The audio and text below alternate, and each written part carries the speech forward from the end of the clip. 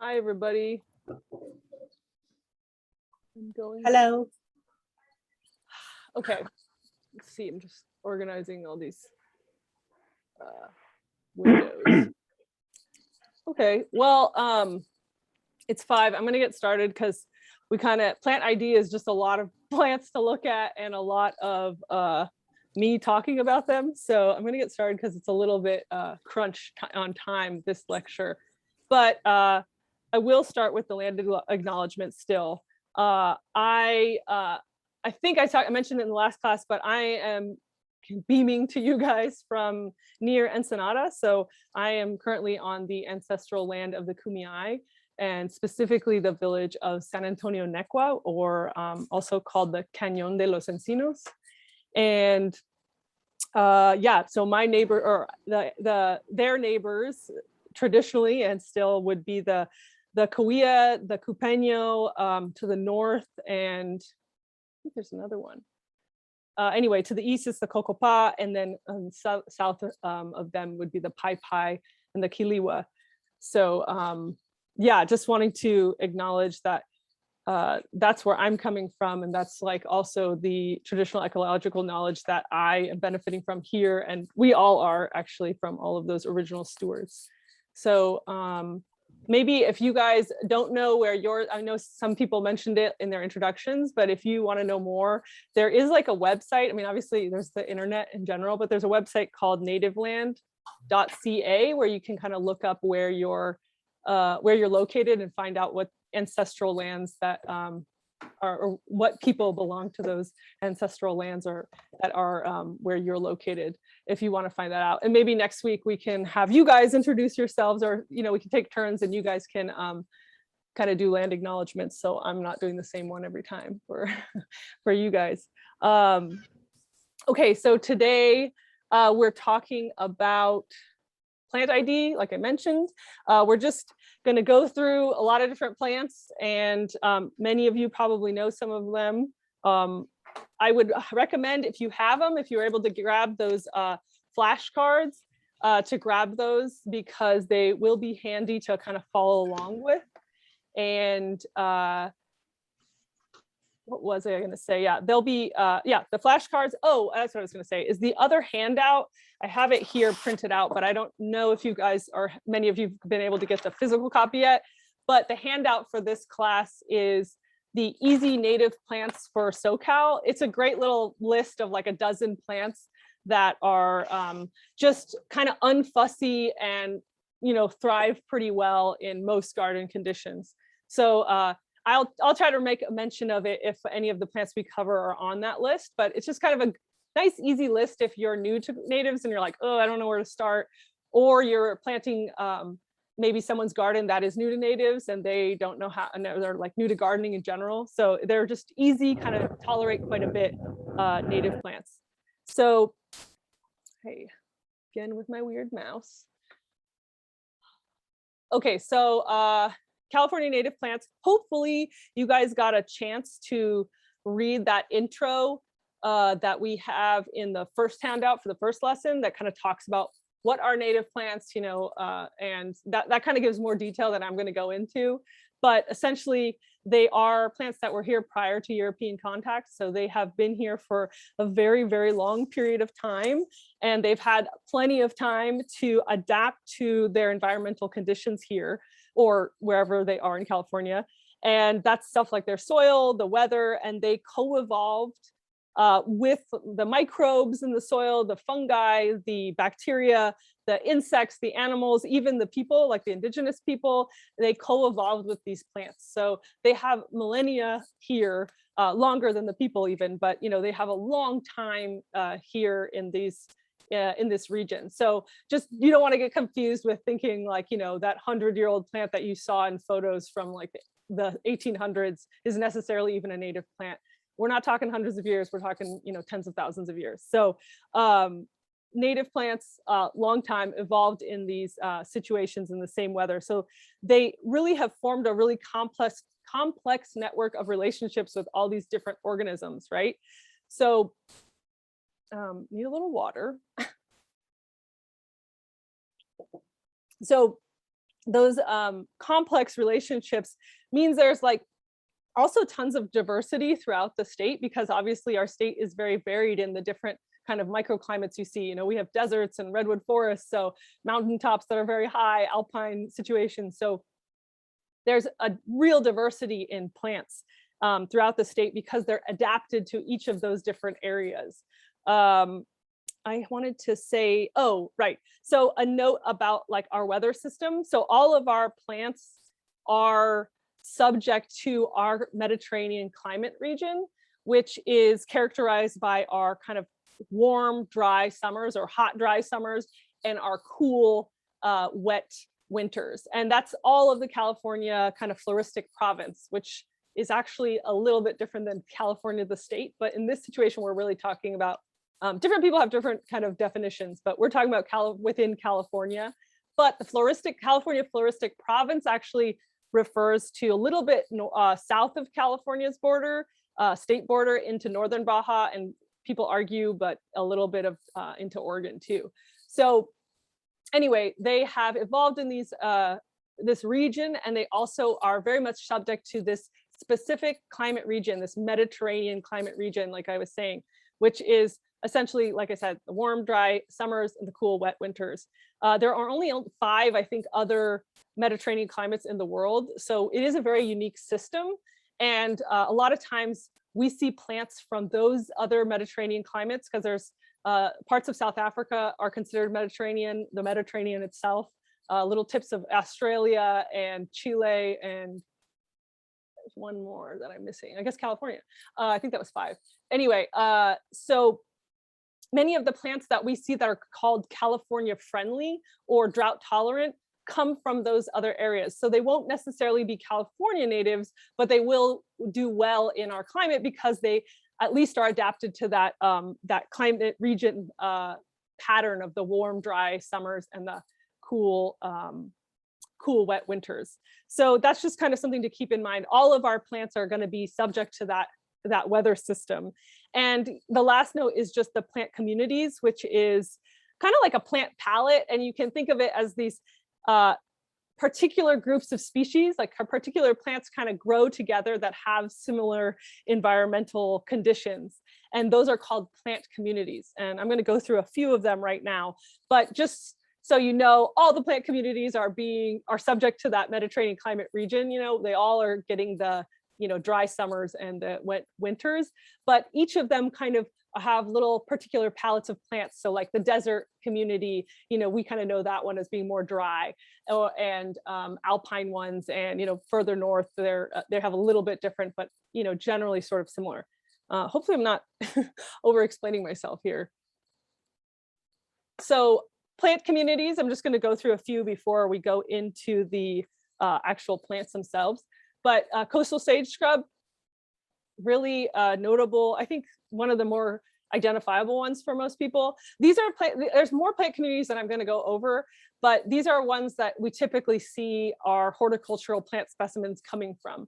So some of the members you'll see in the coastal sage scrub community will be Artemisia, Baccharis, buckwheats, Encelia, Sambucus, which is the elderberries, gumweed, which is kind of like got a lot of little sunflowery type flowers on it, salvias, deerweed, and there's plenty of annuals and bulbs. And I kind of think, as the name suggests, this is close to the coast, so usually pretty coastal, and it's a much like kind of shorter, lower growing composition of plants. So kind of a shorter plant community, not like you're not going to have these huge trees, though Sambucus can get kind of tall, but generally speaking, kind of shorter and also very aromatic. So like the Artemisia there and the salvias, those are, and even some Encelias, the farinosa has a fragrance to it. So this community, you can kind of think of that as like kind of shorter near the coast and kind of aromatic.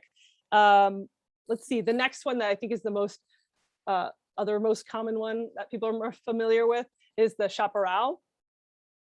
And this is a bit denser, like almost impassable, much denser than the coastal sage scrub. The vegetation is a bit woodier because of that density and stuff. It's woodier. It does burn more frequently. It's kind of like, it burns frequent. It actually burns more frequently than it's supposed to, but it is part of the life cycle of these plants. They are accustomed to fire being part of their cycle, but with climate change happening, and and development and population being so close to our wildland spaces, and that interface between urban and wildland spaces being populated with people, we tend to see these chaparral plant communities burning more often than they are accustomed to, and they actually don't have enough time to regenerate as they did before. I think they used to burn on these like 20 to 30 year cycles, and now they're burning, you know, every year or every other year. So though they are accustomed to fire, it is happening at a rate that's more frequent than they're used to. Anyway, lots of diversity in this group, and also has a really broad distribution. There's a lot of chaparral throughout California.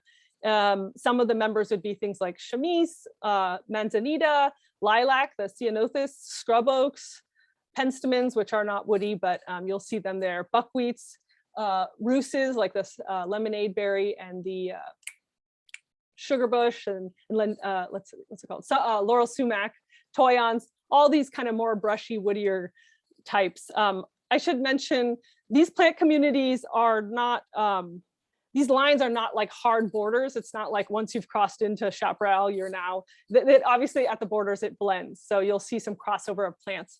But basically, you kind of know I don't know who says this or who this can be attributed to, but I've heard it said many times, which is like, you know whether or not you're in a chaparral or coastal sage scrub community based off of like, if you're hiking through and your clothes smell all fragrant like coastal sage scrub, then you're in the coastal sage scrub. And if you're hiking around and you leave and you have like scratches all over your legs and arms, you're probably walking through the chaparral. So again, just more dense, more woody. And any of you that speak Spanish, like chaparral, or like a chaparrito is like a little person or a little thing. You can think of chaparral as like kind of like a short mini woodland forest is how I think of it. So it's just kind of the mini version, like the chaparrito version of our oak woodlands. So the oak woodland is like the real deal forest. I also want to add, Claire, that the English word chaps comes from the Spanish word chaparreras, which were used to go through the chaparral, because you need that extra protection because everything is pokey. Oh my God, that's so awesome. That makes total sense. I love chaparreras, that. chaps. Yeah, so yeah, your chaps from the chaparreras. Okay, cool. Yeah, so exactly. You definitely need your chaps to protect yourself in the chaparral. Just think of it as this, like, you know, forest that's too small for you, you know. Oak woodland, like I was saying, real deal forest. We got our big oaks in there. The quercus, ribes tend to do really well under the shade of the oaks, which is the currants and gooseberries. Those are ribes is the genus. Lots of annuals, lots of different grass species, rhamnus, which is the kind of coffee berry types. But yeah, basically the big feature here is the oaks, right? The keystone species, or oaks are considered a keystone species. So they are providing a lot of habitat and supporting the whole ecosystem. So they're really great for wildlife. So it is abundant with life, the whole oak woodland, and typically found through mid elevations throughout the state. Another community that most people are familiar with is the desert kind of plant community, which got a lot of annuals, and you can see in this photo very much highlights the California poppy is that orange one, and that is an annual. So a lot of annuals, because when it rains, just everything pops, right? So a lot of plants in the desert community know how to take advantage of the little rain they do get. Also, you're going to see clearly cacti, creosote is another one, Joshua trees type of thing, saltbush like atriplex or agaves, a lot of the kind of typical cactus succulent types that you've seen. I think most people are familiar with the desert community, but there's a lot of different types, and there's a lot of different desert communities, like high and low elevation deserts.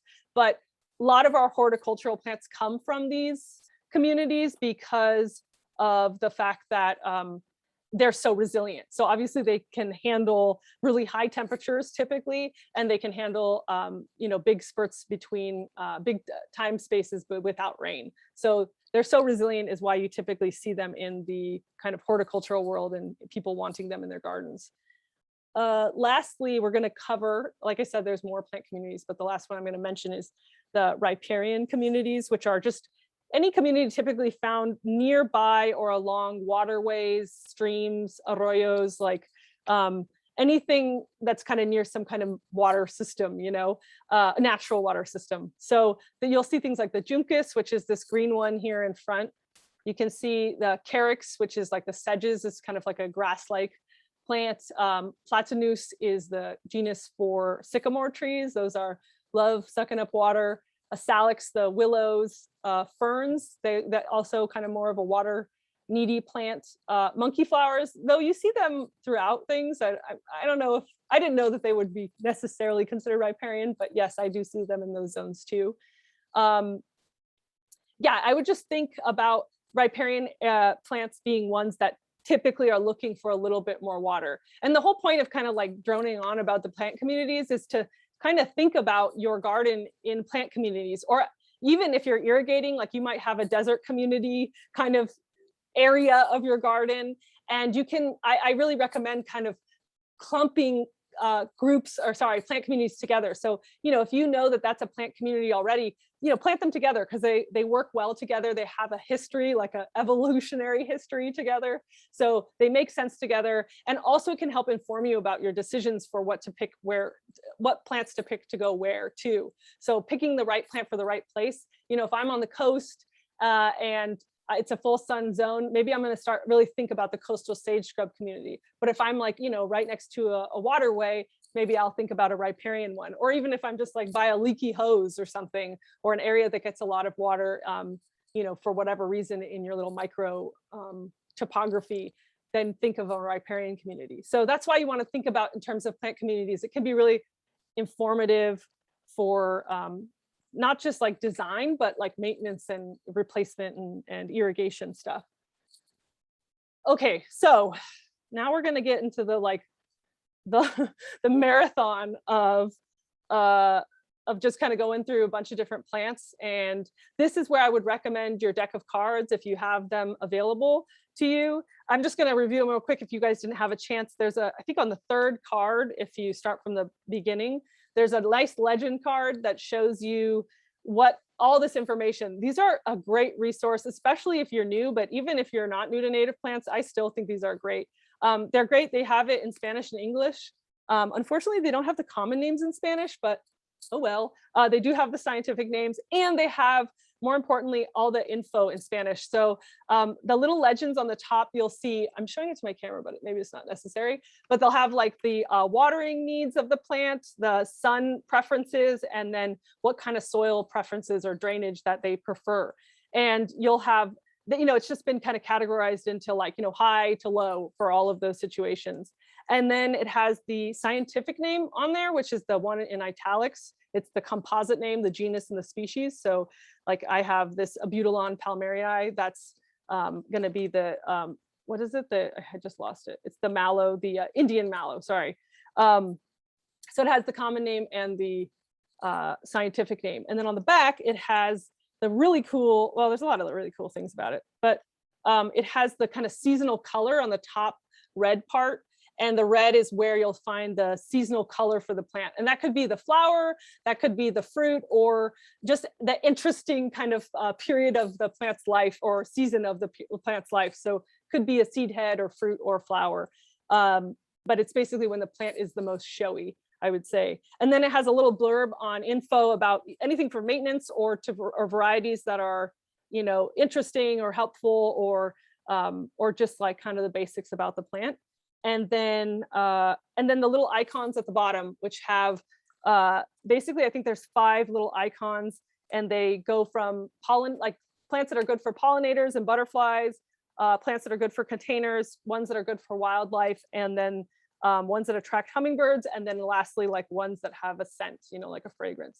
And then I think, honestly, my favorite part is that little picture of the human and the child, the scale with the plant size next to it. This is so helpful because I think for me, I'm just like, I hear numbers and I don't really pay attention, or I don't really imagine how big that is. But when you see that little image, you can really get an idea of how large the plant will get to. And usually they're using the kind of adult mature size. So anyway, grab those if you have them.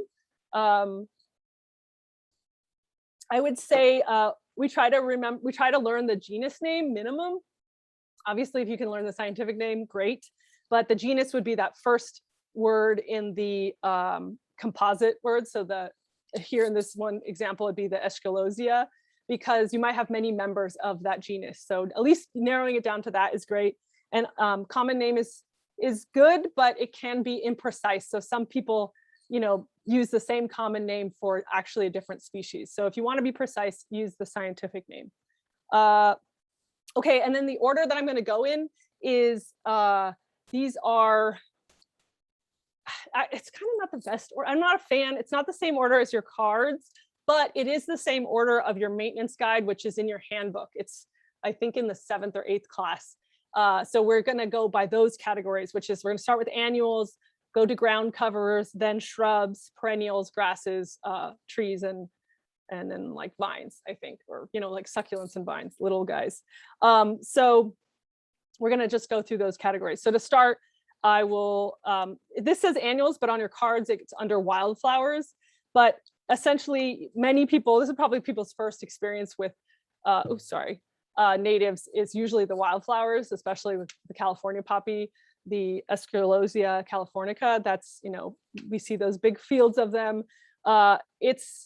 These are usually short-lived. That's annuals means they complete their whole life cycle within the year. So that means they, grow, set their flowers, set their seeds, and then they, dry up and go on.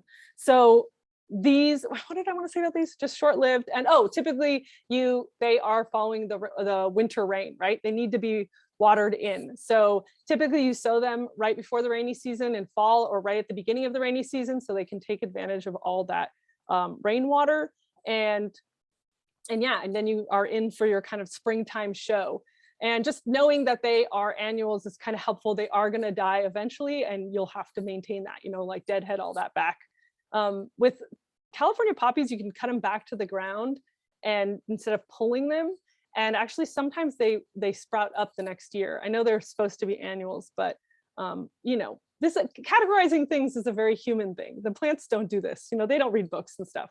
So anyway, here's a big list of a bunch of different wildflowers, and in your notes you'll see different ones for shade and sun depending on your situation.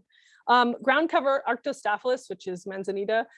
You guys probably know there are so many types of manzanitas. In the ground cover category, we have a few. I think you have a flashcard for just manzanita ground covers, and they give you a few good varieties to use. In general, all the manzanitas are lovely for that evergreen leaf that they have. Nice, smooth kind of leaf, and usually a reddish bark. And then they have those lovely kind of urn-shaped flowers that are usually white to pink, and hummingbirds really love them. Many of the ground cover ones do well. Actually, not just ground cover. Many of the manzanitas do well in containers. But talking about, let's see, what do I have in this note here? The ground cover ones. Some of them are like really ground hugging, and then others are, maybe a little bit more tall and mounding. I think one of the flattest ones, like lowest growing ones, would be the Carmel Sewer. And here we have some examples of the Ken Taylor. Looks like, I'm not really familiar with Ken Taylor, that actually, I haven't grown it myself, but it looks like it's a pretty low growing type. But some of them can be more like 2 to 3 feet, even 4 feet tall. So it depends on what you consider ground cover. They can take a little more water than the shrub types. So Arctostaphylos tends to be a little bit picky about overwatering, especially once they're established. But these ground covers tend to do all right, like Emerald Carpet and Point Reyes. And it does say to be careful about afternoon sun if you're in an inland area, because these ground covers are a little sensitive to like the blasting afternoon sun. Ground covers for Artemisia. You might know Artemisia, the shrub, like Artemisia californica is the California sagebrush, and that's more of a shrub type, grows like a bush. And also the tridentata, the really stunning big basin sagebrush. But these are examples of ground covers. The Artemisia pycnocephala, this one on the left with the very digital or like pixelated photo, is a little bit more, again, it says here, be wary of planting in full sun. So not really stoked about being in full blasting sun. But your Artemisia californica and, oh, sorry, the other two are Artemisia californica, Montara and Canyon Gray are both ground hugging types. And I would say the Montara mounds a bit more than the Canyon Gray, though, and the Canyon Gray has a more of a spidery spreading habit, like spider legs, I guess is what I'm thinking. And oh, but with the Canyon Gray, you do have to, it does kind of have this center part that mounds up that you have to trim to, if you want to maintain that, that kind of growing habit, that really spreading growing habit. And obviously, like that, you can see here, they have that really silvery, lovely textured leaf. That's a real nice contrast to things like Manzanita or Ceanothus, the darker greens. So it's a great addition to any garden. And the smell, I didn't even mention the damn smell. It smells amazing. Really fragrant, lovely smell, the Artemisias. And they're very typical of the coastal sage scrub. So a good one to have. Baccharis is the coyote brush. This is just like, I mean, a lovely, you know, I always am like, it's just like a humble workhorse of the garden. Lovely green, evergreen plant with just reliable growth, pretty fast grower. And it has these nice summer blooms. It's the, as it says here, Pigeon Point is likely the top 10 native plants sold of all time. I'm imagining Tim put that in from Theodore Payne, because I actually don't know, I don't have a statistic for that, but I believe him because it is very much a great workhorse that's always green and takes coppicing pretty well. You can actually kind of, you can, some cases you can mow it, not every year, but it can be a very good plant for slopes, and even in kind of fire prone zones, if you're maintaining it well and it doesn't have a lot of thatchy undergrowth, it actually can be really resistant to fire. So ground cover types would be Pigeon Point or Twin Peaks to San Bruno Lady. These are great. You know, they're just, it's Baccharis pilularis and Pigeon Point is actually on your easy list for California, SoCal native plants for, what am I saying? Easy native plants for Southern California. That one's definitely on the list. So highlight that one or star that one if you're looking for something easy. Ceanothus as a ground cover is the California lilacs. Like the Manzanita, there's a lot of different types, ground covers to shrubs. And similarly too, they can be a bit, in general, they can be a bit picky about summer water and summer fertilizing, and they're kind of prone to fungal issues. But there's always exceptions, and there's many, many cultivars. So that's just kind of a general rule of thumb. That doesn't mean you're screwed or anything. I believe deer really kind of like them too. So if you have those issues, you know, think about that. Let's see, what do I have here? Oh, yes, Yankee Point, Joyce Coulter, there are great varieties for the ground cover. They actually, I have here that Joyce Coulter is like super tolerant of the garden. She's a bit bigger. I mean, she's getting into the range of not being a ground cover, can get up to like 4 feet high. But if you plant with enough space in between, Joyce Coulter Ceanothus will grow outward. In fact, that's the case for all these ground covers, at least the Ceanothus and Manzanitas. You want to make sure to give them plenty of space in between, because if you don't and you plant them really close together, they'll actually start to move upward and not be really a ground cover, but more of like a big like shrub, like loose shrub. So just be in mind that with Joyce Coulter and Yankee Point, you definitely have to give them their space so that they can achieve that ground cover look, if that's what you're looking for. That's about it. Okay, ground cover salvia. Many of you guys sent in some shrub type salvias, and I think most people are pretty familiar with the shrubs. But in terms of ground covers, the first one I actually think of is Salvia spathaceae, which there is not a picture of on your flashcards or in the slide. In the old lecture there was, and it's that really fragrant, kind of fruity, pungent smelling with like big magenta flower stalks. I think that's a really common, what's it called, ground cover sage. But if you're looking for another one here, here we have most common one is Point Sal. It's an easy grower, pretty tolerant of clay and full sun. So it's a good one. Many of our ground covers don't always like full sun. So this is a great one for full sun.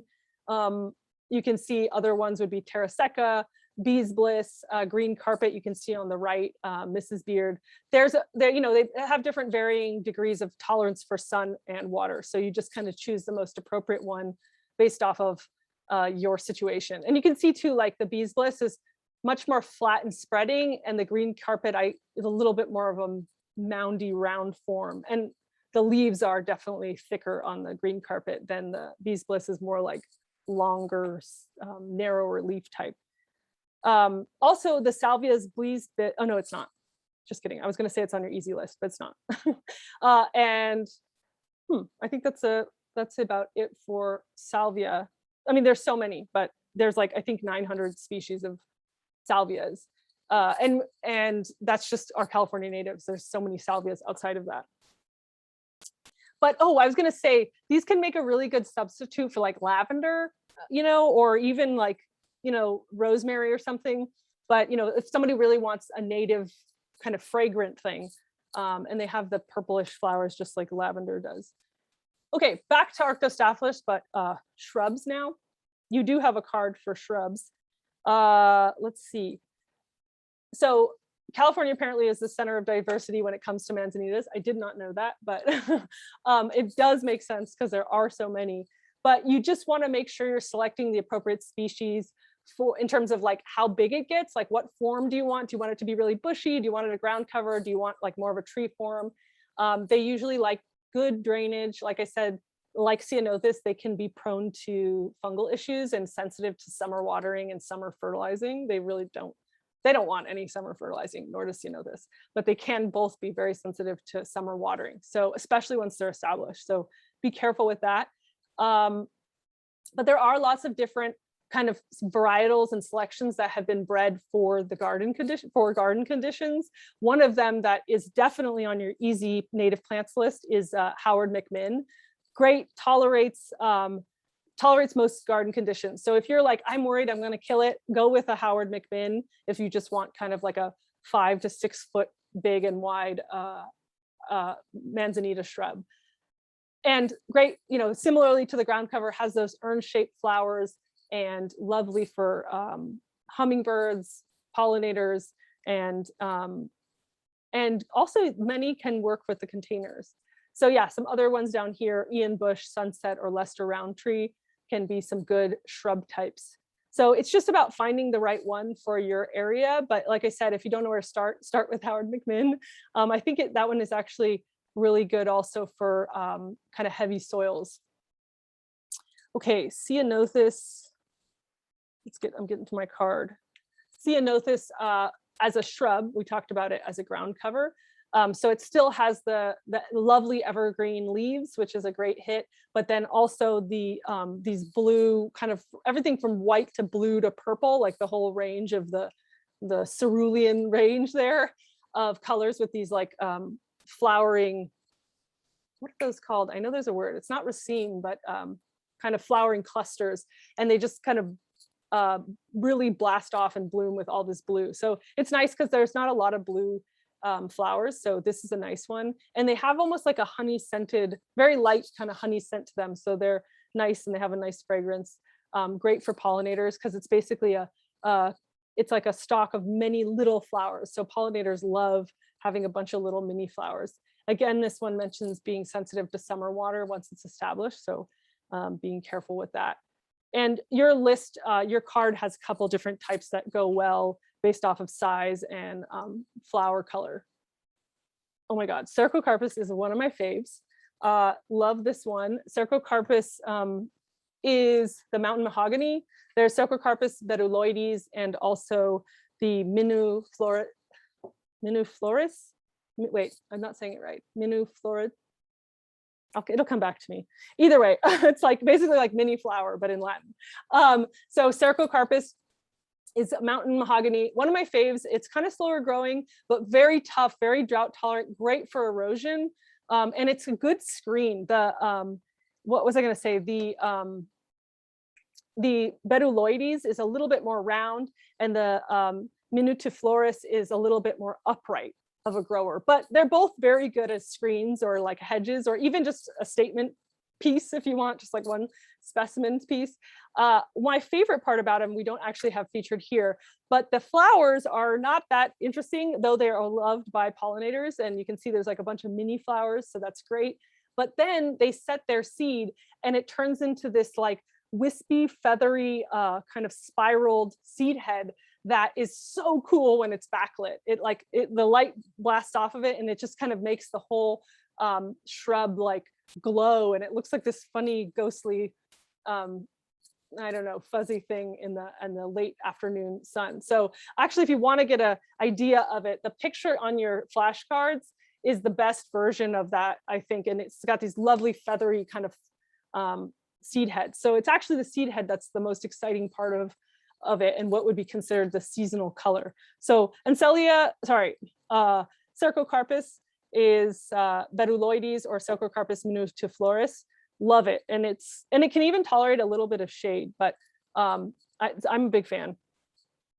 Encelia, which is, there are a couple, but there's this Encelia californica is the California bush sunflower. You know, if you're looking for something like this is, first of all, Encelia californica is definitely on your easy list. So star that if you want something easy. Great alternative to anyone who's just like, I want like a lot of really happy sunflower full garden. The sunflowers are native too, but if somebody wants something like this is a shrub. It's not an annual. They clearly bloom with all these yellow flowers on them. Anything that's like a daisy like this or sunflower, this is called the Asteraceae family, is a hit with pollinators. Any flower that looks like this, you know, daisy stuff, this is always going to be really great for pollinators. So it's a great pollinator plant. Really easy, clearly a lot of blooms. You can deadhead, which means remove the spent flowers regularly, and it will repeat bloom. And it can even take a little bit of water to kind of extend its blooming season, but you can deadhead it and it'll bloom again typically. And it is drought deciduous though. So especially in the wild, you'll see them just kind of dry up in the summer. So drought deciduous means it loses its leaves with drought or in the summer, right? So it kind of looks a little bit crispy and some people might think it's dead, but it's not. It's just dormant. So yeah, Encelia is great, easy one. Let's see, what am I on? Oh, okay, I'm good on time. Eriogonum, which is the buckwheats. There's like a buckwheat for any situation, I think. You know, size, the way it grows, color of flower, the foliage. There's so many different types. And I personally feel like every native garden needs a buckwheat. I just feel like that's like the stamp of approval and the seal and real deal that it's a native plant garden. But that's just my personal opinion. That's not like, you know, part of the program. So, but there's hundreds of species, so much diversity. It's the most diverse genus in California. So I can't cover all of them here, but just know there is something probably out there for you. Here you can see this is the red flowering buckwheat, which is the Eriogonum Eriogonum grande rubescens. And it's lovely, has these kind of magenta pinkish flowers and these green, pretty large leaves for buckwheat, though there's others, and kind of glossier, darker green leaf. And it's great. And you can put these in mass or just, you know, a couple, but it's lovely because they flower, and usually they the flower as it, I didn't want to say decay, but as the flower gets kind of older and the more spent looking, they just kind of change in color. So this one almost goes to like a dark brick red or brown red. And you can actually just deadhead these back. You can, once they're spent, these are still fresh pink guys, but if you were to, you know, if they were getting old and looking a little spent, you can just cut the stem right out, this flowering stem, and then just leave the green leaves, which is just like this cute little hedgehog mound. And that works for all the Eriogonums. You can cut back the spent leaves. These are great. And maybe the most familiar one is California buckwheat, which is Eriogonum fasciculatum. And several of you guys sent in pictures with your homework. Thank you, by the way, for bringing in your sending your homework to me. We're going to go over it at the end once we've done all the plant ID. But there's so many options. I guess this is also, again, a lot of little flowers in a flower cluster. So great for pollinators. Birds also love it as like a habitat and little seeds and things. There are many that work, especially this one on the left here, in containers. what else did oh, the Eriogonum blisianum. This one is an interesting hybrid, which it's the Eriogonum gigantum, which is St. Catherine's lace and has these big ass flower clusters and kind of like big-ish leaves. And then it's a cross between that one, the St. Catherine's lace, and Eriogonum arborescens, which is the island, the Santa Catalina island. No, sorry. Yeah, it is the island bush buckwheat. So, and that one has, and basically this is like a cross between the two, literally, in that it basically has the Santa Cruz Island leaf shape, but then it has the big flower clusters of the Eriogonum gigantum. So there's lots of different, species and hybrids. I mean, you can go crazy. So, and also, as you've probably seen with the Eriogonum fasciculatum, the California buckwheat, similar to this, they flower white and then go to this lovely, nice rust color. So it actually kind of looks cool for a while, even though the flower is considered like spent. They work for flower arrangements too, even many of them. Okay, we're on Gambelia. Let's see where we're on time. Okay, we're doing all right. So Gambelia is the island snapdragon, or well, there's Gambelia speciosa, and that is the island snapdragon, and then Gambelia juncea is the Baja snapdragon. Both of these are great. You can see they have these like lipstick magenta pink colored, hot pink colored tubular flowers.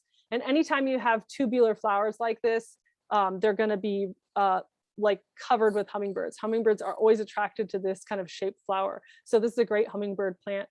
As it says here, they are semi-evergreen, so they can get kind of dry at a certain point of the year, but they stay pretty green. They can spread and kind of you can even train them on fences. What else do we? Yeah, you can take a bit of extra water for prolonged blooms. And typically, what I've seen is the Gambelia juncea, which is the Baja native one, is a little bit more tolerant of heat and sun. And then the Gambelia speciosum is a little less so. So, just pick the one you want for the different situation you have. And this one is also on your easy list. So you can highlight this one as considered an easy plant for Southern California.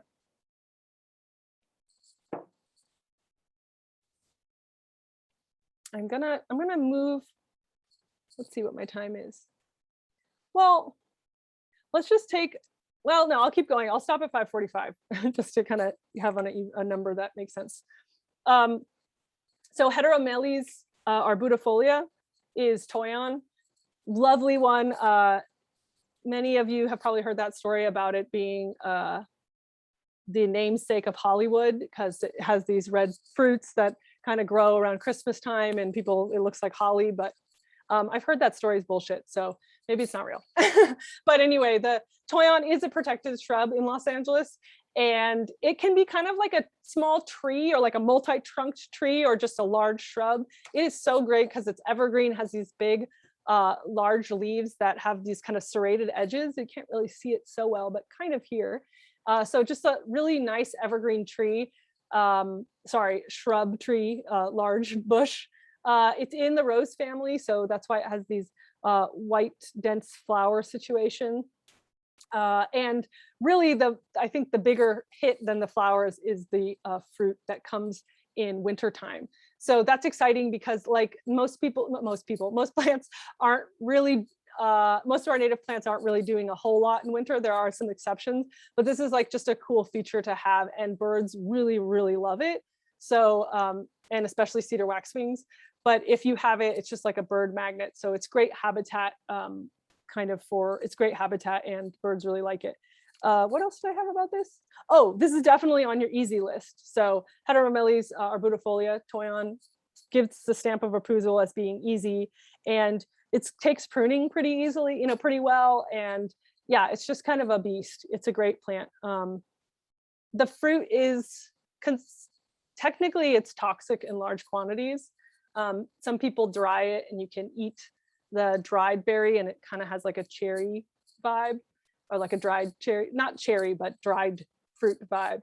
But yeah, it is considered toxic. But I've definitely had people make stuff with it and eaten it, and I'm alive. So that's not the best way to go about it. Let's see. Are we at 7? Okay, we're at 5:45. Let's take a break. Let's do 5:50 because, like I said, I feel like there's quite a bit to go over because we still have to do the homework slide too. So let's come back in 5 minutes at 5:50, and we'll keep going with the plants. Vidi, if you can hear me, I see you that you're signed in under 2 devices. Is that 2 different people or just 2 devices? You can put it in the chat. That's all I have. Claire, we had a little bit of change in the roster. I'll send you an updated version. Okay. Prior to next week. Got it. We had a couple people add. Oh, so, okay. Got it. Okay. Oh, don't worry, Vidi. I see your message. Thank you. As long as I know that it's not 2 different people, because we do have some people that are sharing a computer, right? And want to make sure that everyone gets credit for being in class. So you're good. Very good, Vidi. Thank you. I was just seeing in the comments. I think is this David Dalk, or is that what you're? Because it says Leah Dalk in the chat. Yeah, I think it's David. Okay, and it said, are annuals actually perennials? And they're not. Annuals are perennial. So annuals are referring to, like I was saying, plants that kind of complete their whole life cycle in the year, and perennials continue kind of their life cycle, and they can be either 2 years old or 50 to 100 years old. So they just take more than 1 year to complete their life cycle. So they're very different categories. But I guess I should say that when we're not on the break, because maybe David's on break. Over it at the end. I'm actually with you, but okay. And I'm just using my daughter's computer, or she used my computer and changed the name. But I mean, aren't like California poppies? Those come back every year. So I mean. Yeah. So that's what I was saying is like the technically we kind of categorize things, and though I think poppies in particular really don't follow the annual rule, and they do kind of come back year after year. And I, like I was saying, I could just cut them back to the ground and have the same plant grow back up. But they are considered annuals because they do kind of complete their life cycle, and many of them don't come back. So, but again, the categories are human brains being like trying to fit things into boxes. So technically, California poppies, as we like to call them, are annuals. But yeah, like you said, I feel the same. It's like, but other plants are pretty reliably annuals. Like they don't come back from the same root. I'm trying to think of a good wildflower example of that. Many of the other ones on the list, actually, like Clarkias and stuff, they don't come back from the same root. But yeah, so I get the technical part. I mean, to your point, I think you have to wrap your head around it differently, because from what your perception is. But then, are you saying that most of these would have to then be replanted?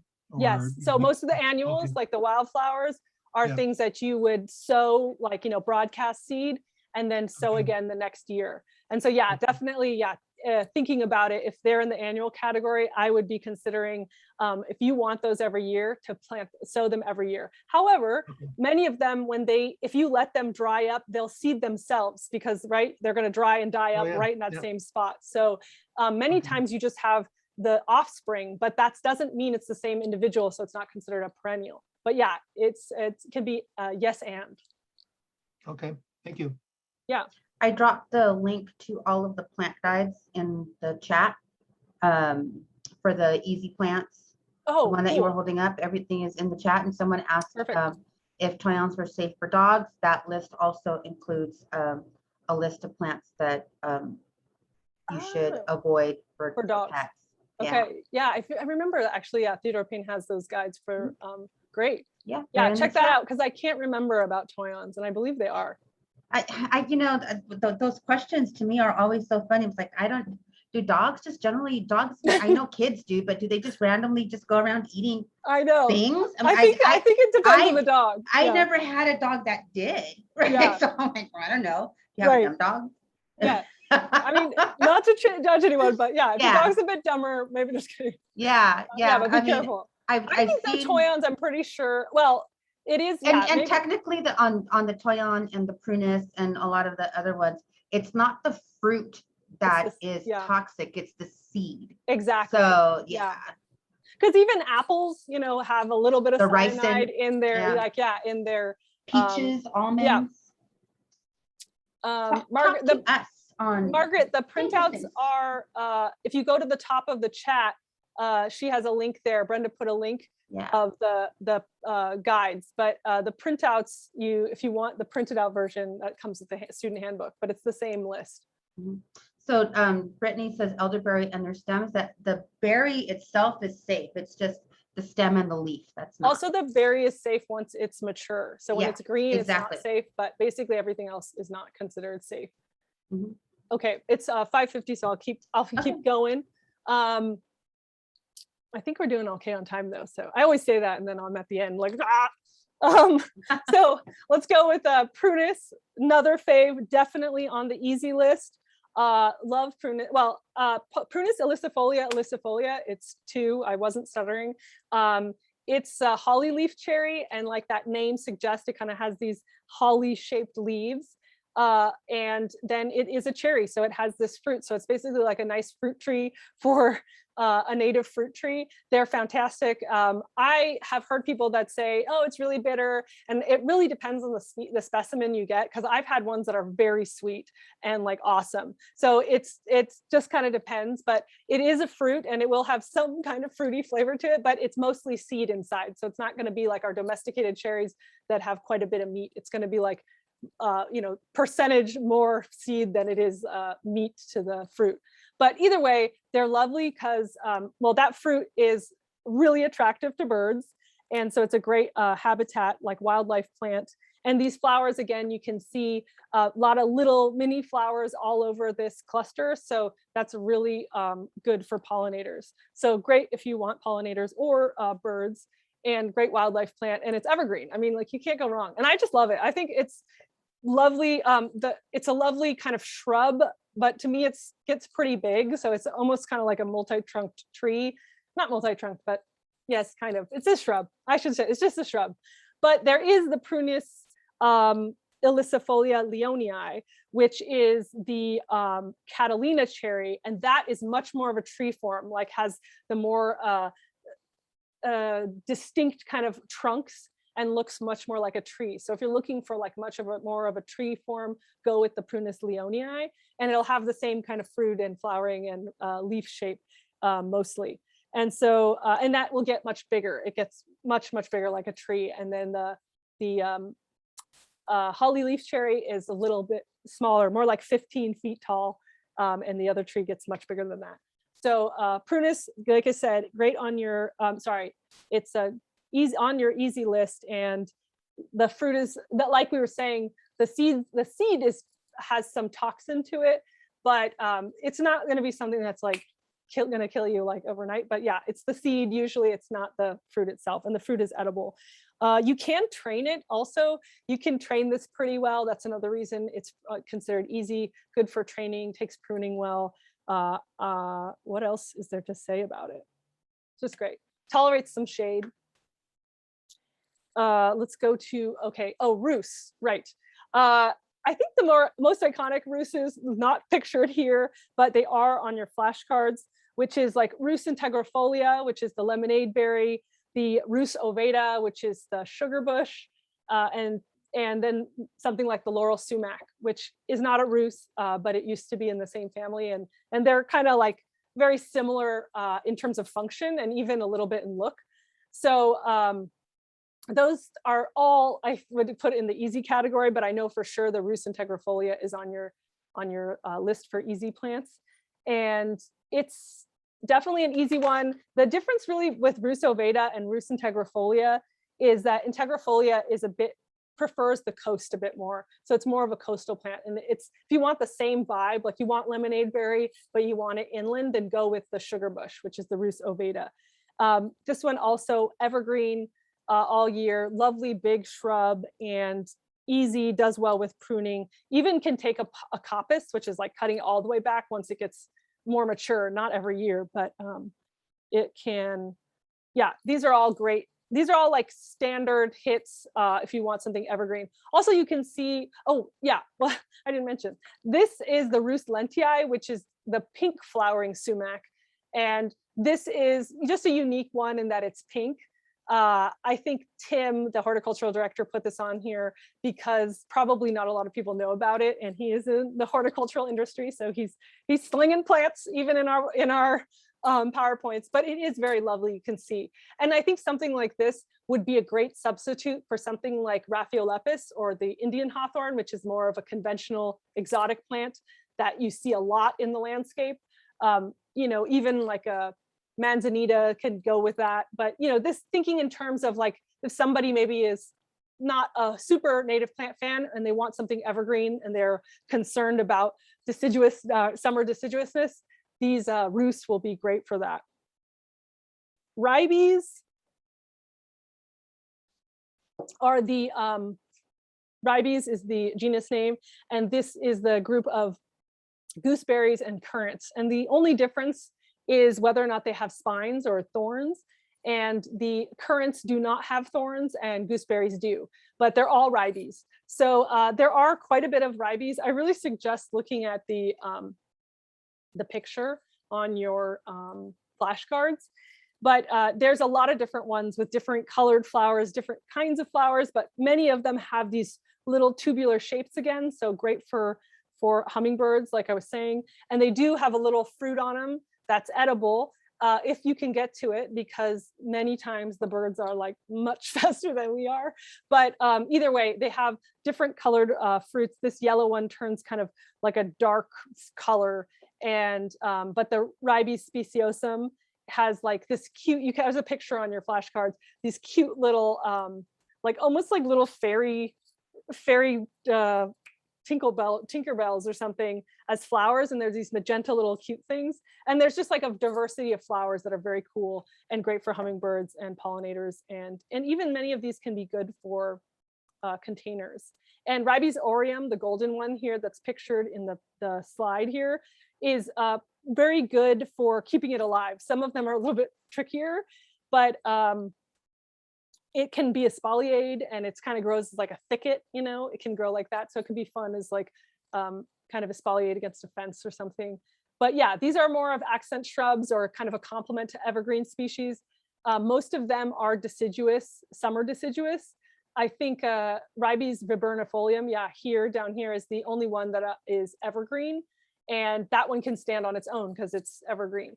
So it's a great, Ribes viburnifolium also has like a kind of like a perfumey scent.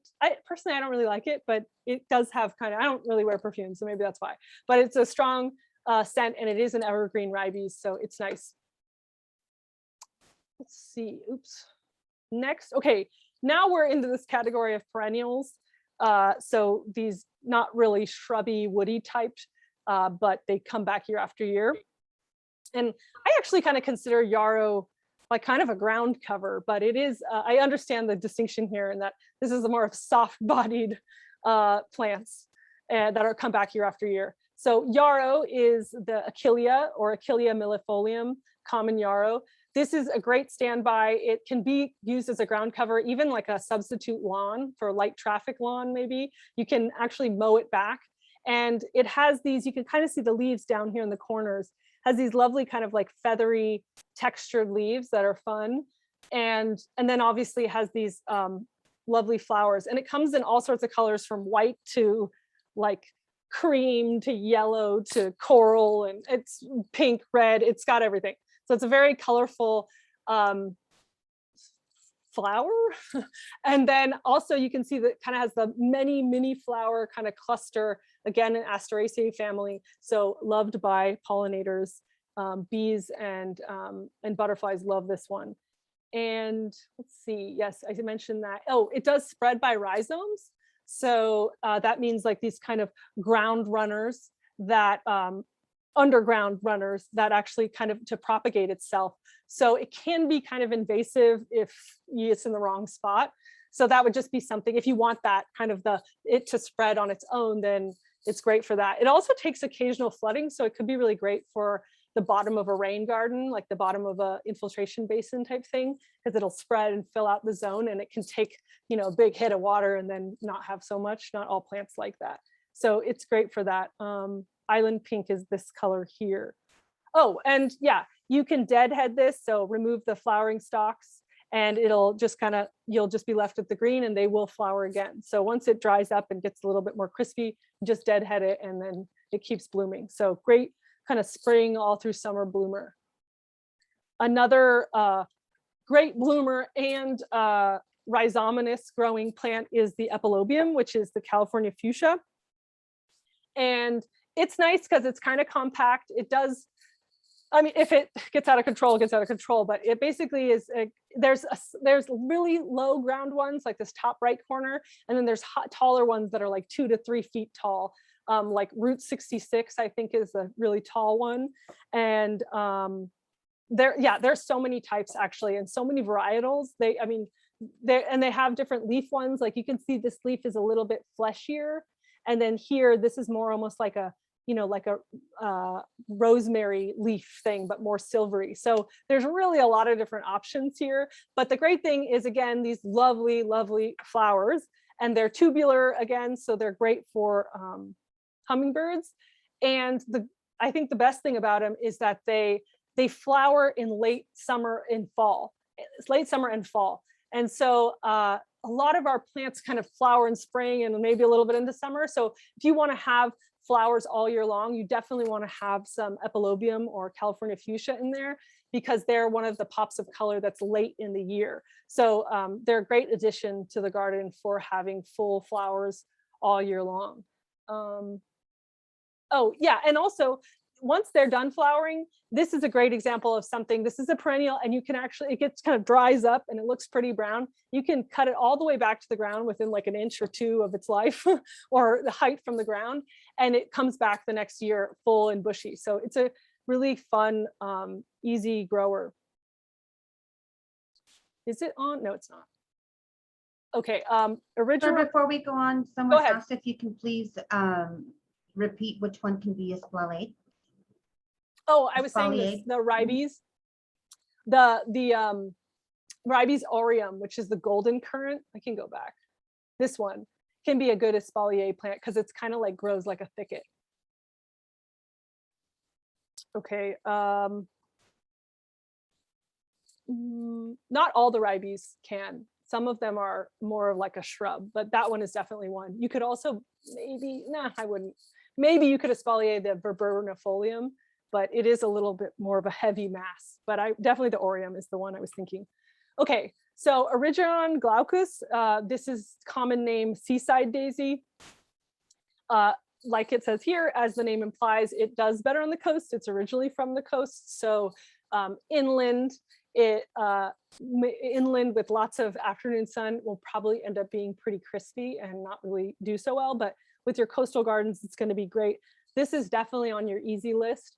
There are selections that are a little bit more heat tolerant, like Wayne Roderick or WR.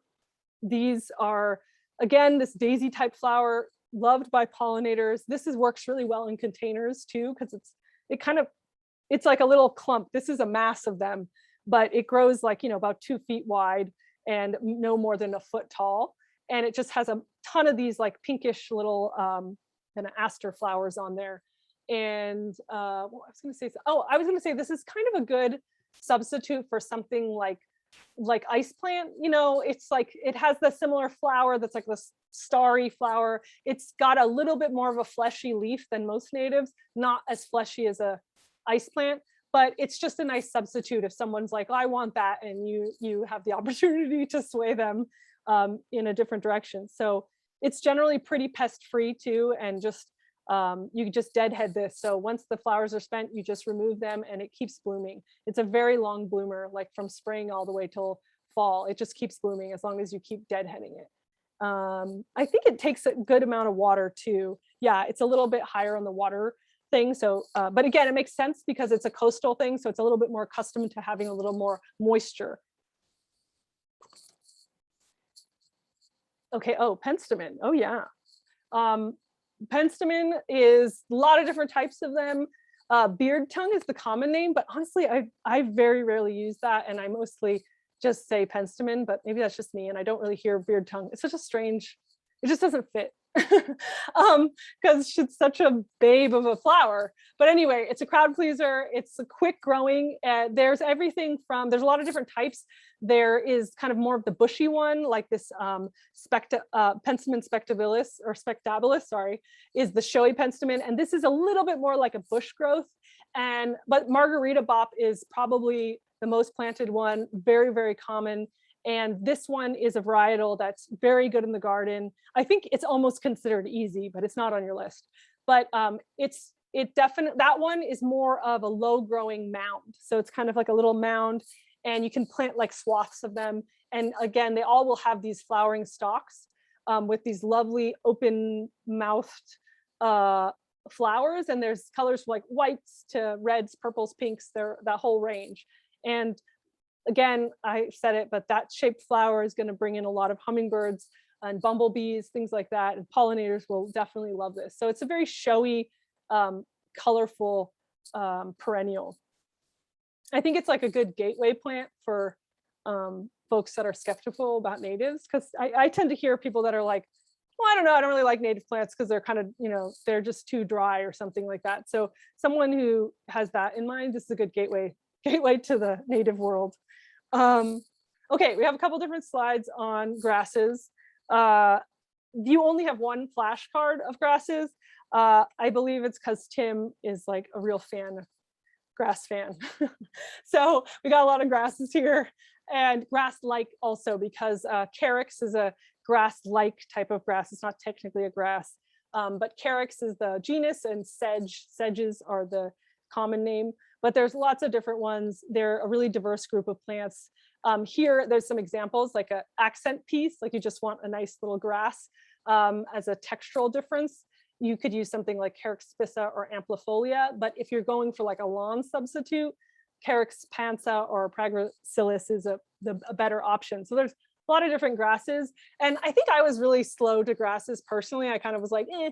But I've come to learn that they are so important for like design and texture, and they're just the kind of soften things. And if you just have a bunch of your favorite shrubs like Salvia clevelandii and whatnot, it can look a little dense and shrubby, which if you're into, which I totally am, is great. But I think some folks that want a little bit more of a, I don't know, designed look, it's really helpful to have a grass in there because it's just nice texture. And yeah, anyway, I'm going off about that. The texture of strong greens and blue, with strong green to blue green foliage make them a complement to the garden. Right. Another grass-like, or grass, actually this is grass, is stippas. Stippas are the needle grasses. So there's lots of different kinds of stippas, but they are a bunch grass. Again, they can be an accent piece or in the garden. And these ones, full to part sun, great. And some have spiky seed heads, so just being careful. The Stippa cernua, I thought I had a note about Stippa cernua that I can't remember right now. Anyway, bunch grasses in general, they're really good for composition, like I was saying, but also good for erosion control. All the grasses have these really extensive root systems, so they are good for that too if you're looking to, if you have some erosion issues. And yeah, you can pick, there's usually a grass for your situation. And bunch grasses, like they kind of grow as a little bunch, and you can plant them in swaths or just like it says, accent pieces, or even to hide something, like if you're trying to hide a feature that isn't so great on the ground, like that's a good one. Festucas, or the fescues, these are often in the lawn, our lawn alternative. When you have like a native lawn, what am I trying to say? When you want to substitute your lawn for native grass, people often suggest fescues, but they still need quite a bit of summer water to stay green. So it's not like they're native, but that doesn't mean they're not used to being wet all year long, but they can handle it.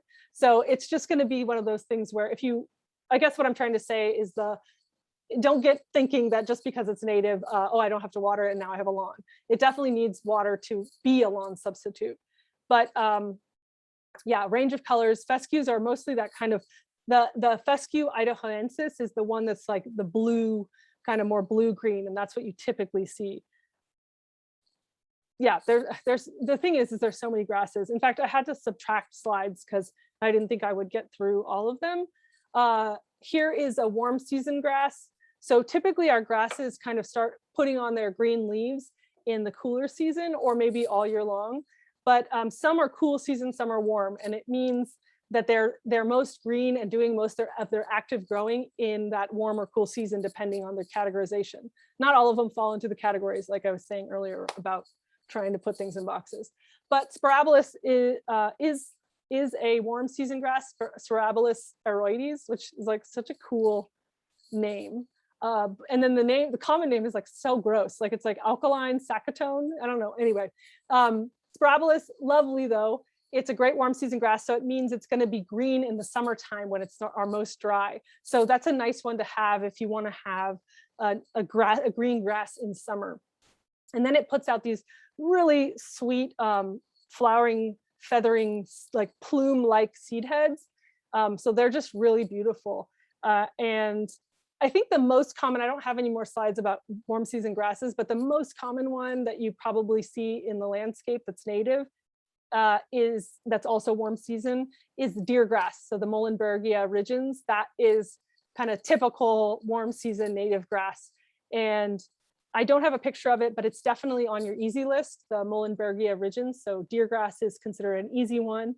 I think the Spirabolus is just a bit more elegant and and maybe a little less used. So that's a cool one to swap out for the deer grass. But similar purpose, like a large bunch grass. Okay, we're moving into dudleas and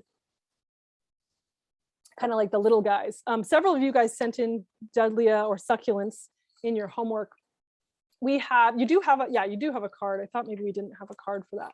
But there are quite a bit of succulents and dudleyas in the native kind of native plant world, California native plants. But a lot of those common ones you see that are in people's succulent gardens are not native. There's some variety in the natives, but we don't typically see them in the the ones that they sell at like Trader Joe's or whatever, you know what I mean? Those are typically not natives, though they are succulents. And usually from other Mediterranean climate regions, hence why they do so well in ours. But some of our native ones are the Dudleya pulverulenta. Am I saying that right? Pulverulenta. I never can really say it, so it's kind of like a mystery in my head. But anyway, they're called live forevers, great for a rock garden. They love good drainage. They kind of thrive on neglect. So they really careful. They're very sensitive to summer water.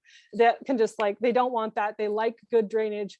Maybe you could water them in the summer if they're in a container or like straight sand, but they are very sensitive to it. So be careful with that and make sure, like you can see here, this rock mulch is really great. They love like cliff or rock walls. They kind of thrive in those zones. So you want to kind of recreate that as best you can. What was I going to say about this one? Yeah, they do have a drought-induced dormancy. So like they get a bit crispier in the summertime, but still, I mean, they still look pretty good. And I've had ones that get really dry and then that basically right when it cools down in like early winter, they kind of get green again. Oh, that's what I was going to say. Snails and slugs will eat them. So will squirrels. So, but again, snails and slugs are kind of like a wetter environment thing, and you don't want them to be wet all the time, especially in summer. So if you have that situation, the snails and slugs are just going to go crazy over it. But if it's dry enough, you probably shouldn't have that many snail slug life around. I'm trying to see if, yes. Oh yeah, so this is the Dudleya lanceolata, and this is the probably the pulverenta or the Bretonii. They tend to have this like chalky color on them, and they have the rosette look, the pulverenta and the Bretonii. But then these kind of more longer leafed ones are the lanceolata. Okay, agave, there's tons of agaves. I think it's a familiar one. There's only a few native species to California, tons of native agaves in Mexico, but in California, there are only a few. They're amazing plants. They have those little pups that come up and they just keep sending out new little growths. So you can actually just replant them around the garden and they grow for decades. They're long living and like many of their cactus cousins, thrive off of no water and heat, and they can do really well. So this is a great for a desert garden and like rock mulch, that sort of thing, good high drainage. And this is an agave shawi, which is a Baja native, and it actually grows by the coast. So it does really well on these coastal areas. And unfortunately, it is threatened by development. Like many of our coastal plants, people like to build things and build their houses and all sorts of things in the on the coast. The real estate there is the Shawis found it first, but humans were like, oh, I like it. Agaves, quercus, so that's the oaks. These are, I was saying this, I thought earlier, yes, about the keystone species. So they really support a lot of wildlife and they're great at producing quality habitat. Many of them get really large, obviously, like our Quercus agrifolia, these are like 50-foot trees, you know what I mean? So not everybody's in the market for that. But if you can convince somebody, I feel like convincing one person in your lifetime to plant an oak in your yard, you did something huge, because it really is for the generations to come, wildlife and otherwise. So yeah, great keystone species. And there are smaller varieties. There's Quercus burberidifolia, yes. And it's just a bit of a smaller, more like a scrub oak type, a little bit smaller type. So if you don't have the space. And then here, it's if you don't want the spiky leaf species, there's some varieties that are species you can use. And like Engelmannii is semi-deciduous, and the lobata, I believe, is winter deciduous. And they all kind of have different, if they all are different in whether or not they lose their leaves or not. But the Quercus agrifolia is an evergreen, and so is the burberidifolia, the scrub oak small one I mentioned. But yeah, do your research for when you're looking into a tree. This is not Parkinsonia, which is the Palo Verdes, is not in your flashcards. I believe Tim, the horticultural director, put this in here because it's so hyper present, like it says here, hyper present in the commercial landscape. So I think he just wanted to make this point that you do see this one called, called Desert Museum, really like all over the landscape. It's in like every kind of commercial setting that you see a Palo Verde in.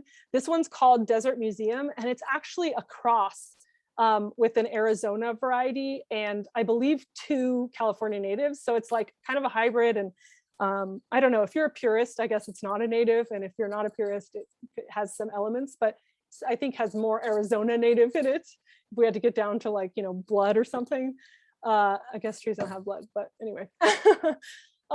But yeah, they are native to Sonoran Desert. They're thornless and people love them. They grow very large, typically larger than people give them space for. So it is a good tree for the landscape, and obviously has a lot of flowers, so good for pollinators. But I think, yeah, he just wanted to mention it because you see it so often.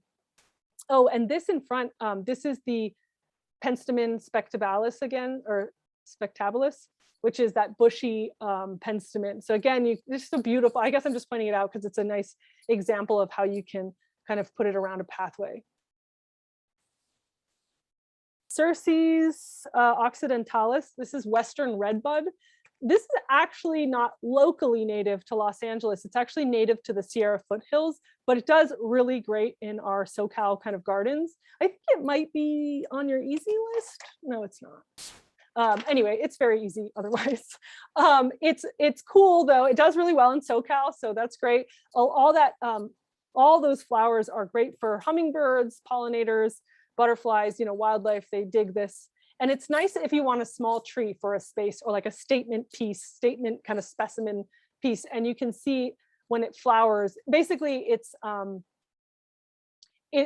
winter deciduous, so it loses all its leaves in the winter, and then the blooms bud on bare wood, kind of like an apple tree or something, or like the cherry blossoms, so it's got that effect if you're looking for it.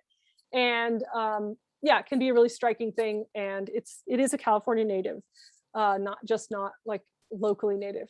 P.S. I mean, I should bring this up again at the end, but if you were really like, is this a native or not? There's a great web. I mean, obviously you have all the resources of Theodore Payne and so many things, but calscape.org, I will show I think a slide at the end, but they're a great resource, and that's just has all the California natives on there. You can just type it in, usually best with a scientific name, but you can type something in to see if it's on there, and it will let you know if it's a California native or not and where you find it. So if you put Cereces occidentalis, you'll see it's more in the Sierras and not really found in Los Angeles County. Okay, I'm almost done, guys. I'm like, can't wait to get a sip of water. Chelopsis linearis is the desert willow. So great tree. It's kind of like a nice kind of upright, has those like, very more of a standard tree form. And this is a desert native. So can really handle a lot of water. Well, I don't want to suggest you overwater it, but it just does well in a garden setting. A lot of the desert ones do. It is winter deciduous, so it's going to lose all its leaves in the winter, but when it starts blooming sometime in spring, it kind of like doesn't stop until it shuts down again, late fall. So it's a great bloomer, and you can see it has these lovely flowers, and it even has like a nice smell to it. So yeah, great tree for Southern California. And okay, I think like one more. Yeah, I think this is it. Yeah, so this is Calistegia macrostegia, or Calistegia is the genus.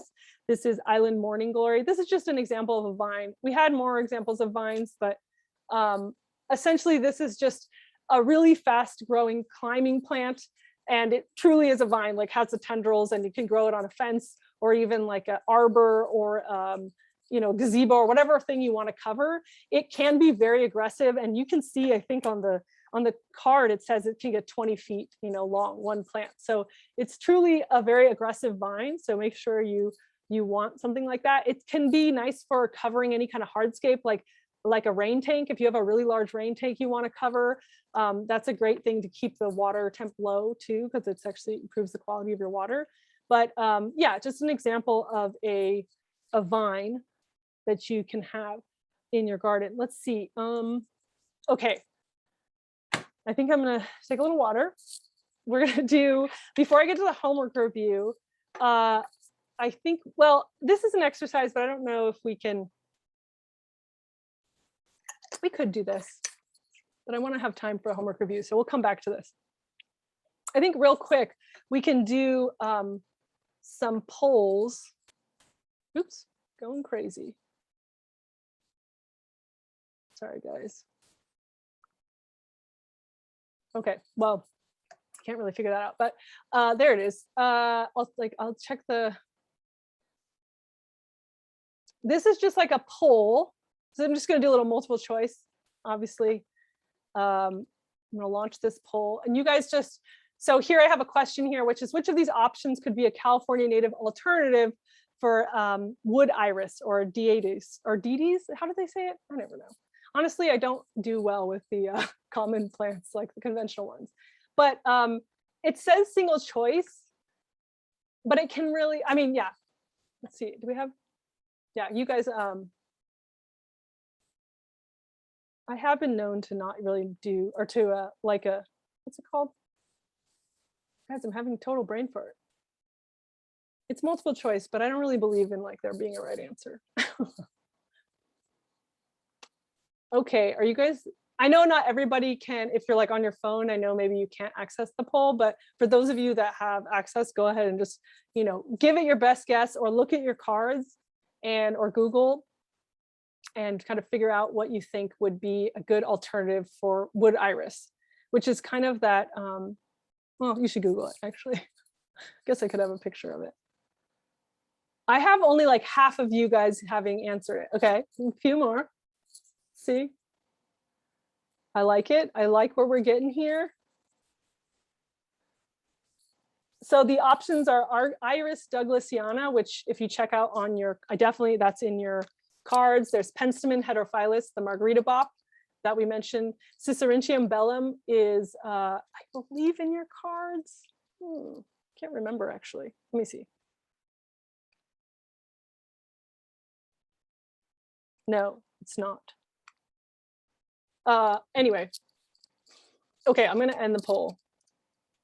So I can share the results and you can see most of you guys, that's good, picked Iris Douglasiana. Has a really similar form, but I could make an argument for Cicerentium bellum. It does also have kind of like the iris style stem with the flower on top, though it is smaller.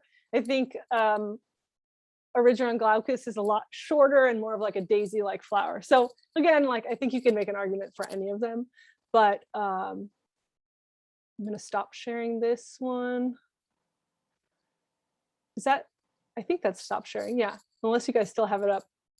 We could try another one, or let's do the homework review.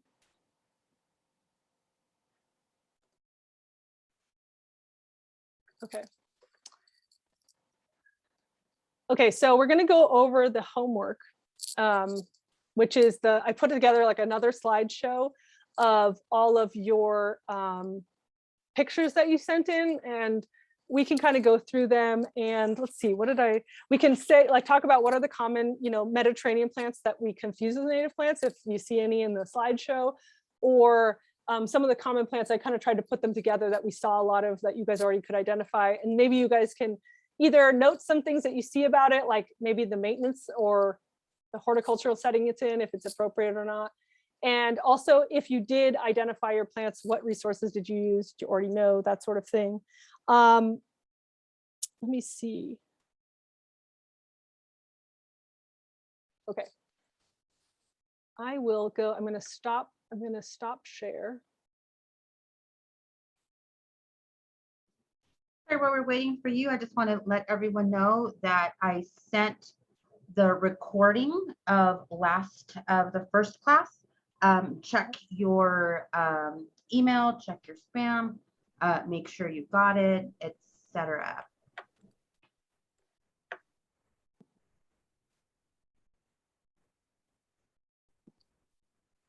Okay, so might be slow. I'm not sure if you guys can see it, but I already can. It might be the whole slow internet thing.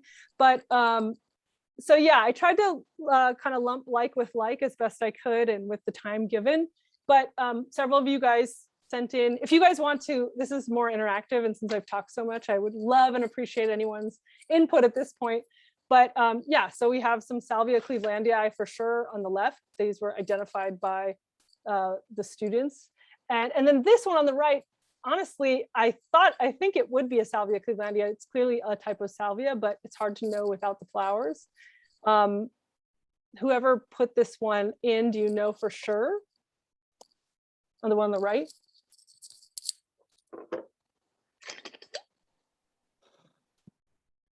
Either way, this is a great shrub type salvia. And you can see it has these like lovely kind of flower stalks. This is a dry one. And again, tubular flowers, pollinators and hummingbirds love it. Great bush type. So we kind of only covered salvias as ground covers, but this is more a larger kind of 4 or 5 foot bush, 2 to 3 or like 3 to 4 feet high. So here, some more salvias. This is identified as Salvia microphylla, which is hot lips is the varietal name, but this is actually an Arizona native. So like I was saying, there are so many different salvias in Mexico and southwestern states, and not all of them are, California, natives, but this is obviously a great example of something that would work well, like palette-wise with natives, and also climate-wise. So if it's an Arizona native, it's clearly tolerates desert. So a lot of our desert plants, including this one, a Salvia microphylla, it says, which I'm not familiar with, but lovely, beautiful, and has that tubular flower, and will probably do really well with all of your natives. So you can always mix and match, you know what I mean? You can put the, what's it called? You can put non-natives with your natives. You just want to make sure that they're similarly adapted to our conditions, right? So in this case, Arizona is kind of tolerates the heat and the droughts, so should be fine. And then here on the right also looked like the leaf of a salvia type. Wasn't sure because there's no flower. Typically identifying plants is easiest with the flower. Some of them, well, that's how they do it, like technically. But if anyone's sure, you can shout it out and tell me what that is. Oops. You guys are quiet today. Maybe I'll try to make it more engaging. Salvia apiana, white sage. You guys, this is probably a really well-known and sadly over-harvested in the wild native plant, but this is the white sage, and beautiful examples of a sage that is a shrub. So these are great. These don't really like summer water, so careful with that.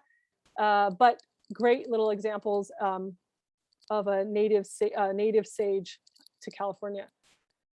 Both of these, I think, are ceanothus. The one, I know the one on the right, I believe, no, I don't remember who sent it now. I think it was Arturo. Did you send this one?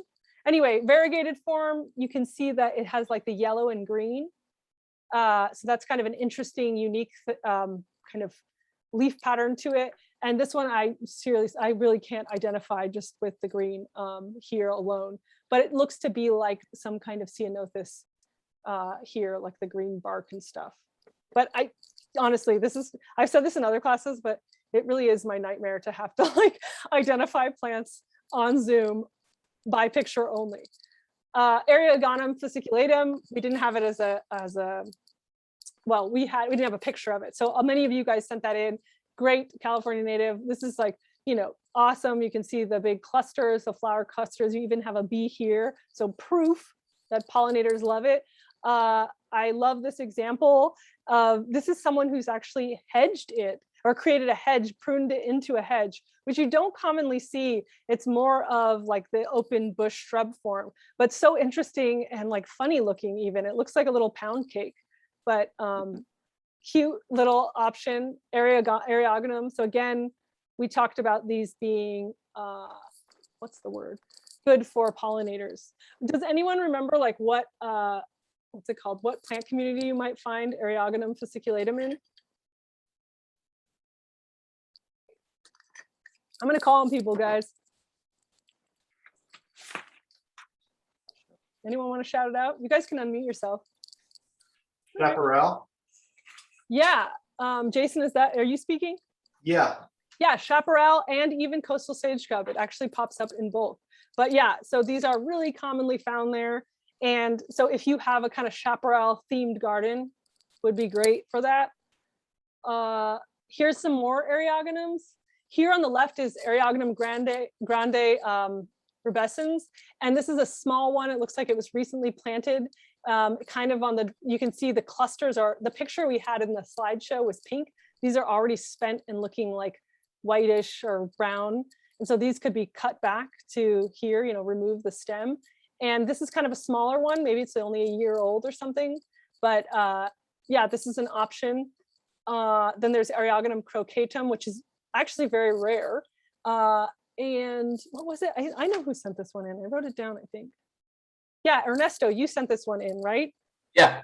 Yeah, so is this something growing in your garden or? It is. Okay, yeah, good choice. So Yeah. I was gonna just say, this is nice because it's one of the few that are yellow flowering of the Eriogonums. Yeah, and you're looking at it, I would say like 75-80% dry. When it's a fresh flower, it just pops, especially against that white foliage. It's such a cool plant. Nice, yeah. So it's got much more of a bright yellow color when it's fresh, right? Yeah. Cool. Yes, I liked this in there. So it is rare, but it is found in the nursery trade. So you can, you know, you can plant it in your, it's not hard to come by in the nurseries. More Eriogonums, I believe. Does anyone know what this one is on the left? Maybe I don't need to identify it. Anyone have an idea? I gave a clue away that it's an Eriogonum. Is it the giganteum or? Gosh. Yeah, I think it is. I mean, definitely looks like it with the leaves. And it doesn't yet, actually it's a good example, I think, because the we can see the leaves. And normally when you see pictures of gigantium, you just see the giant flower clusters, and you can see these are big, but they haven't really opened up yet. But this is what I was saying was the cross. This is one of the parents of that Eriogonum blisianum. So it has the big flowers, the blisianum, but not this type of kind of larger, softer, what's it called, leaf type. Does anyone know what that one is in the background? This one here? That's a The thing. Calandra californica. Yeah, yeah. Do you have any, can you explain to anyone what the kind of highlight of that plant is? Caliandra californica. Mhm. Probably the flowers. I see a lot of pollinators. Yeah. They have like these huge stamens that just kind of poke out, and the bees just like hang around and catch the pollen. Yeah, they're like have this like lovely big pom-pom, kind of like a mimosa tree or something, but yeah, really loved by pollinators. Great kind of takes a lot of sun and heat, so it's a great full sun plant. And yeah, I liked seeing it in the background there. I kind of assume this picture is really hard for me to identify, but I assume maybe this was similarly this plant. I was a guess. I really don't know if anyone knows better. But again, you can see I do know it's a buckwheat, and you can see there is a pollinator on it. So more proof it's beloved by pollinators. Let's see, oh, the computer. Okay, these are ferns. You guys probably all identified them. I have to say, total honesty, that I don't know a lot of, I personally am not that familiar with all the native ferns, though we do have some native ferns, but personally, California native ferns. Yeah, I'm not really, I don't have like the identification on that. I'm really not familiar. So I can't identify these, but there are lots of non-native ferns too, obviously. But yeah, did anyone know which one this was? Did you say California native fern? Is that does anyone know the scientific name?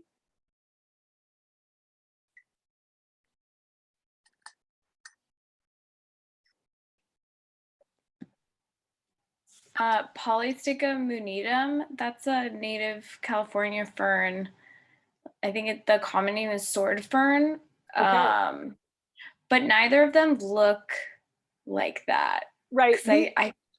Yeah. I believe like both of them look like the more common ferns that I've seen. And what I do know of some of the California native ferns, they don't have as much of this on the background. I can't remember what this is. We learned this in grade school, but it's like their form of propagating.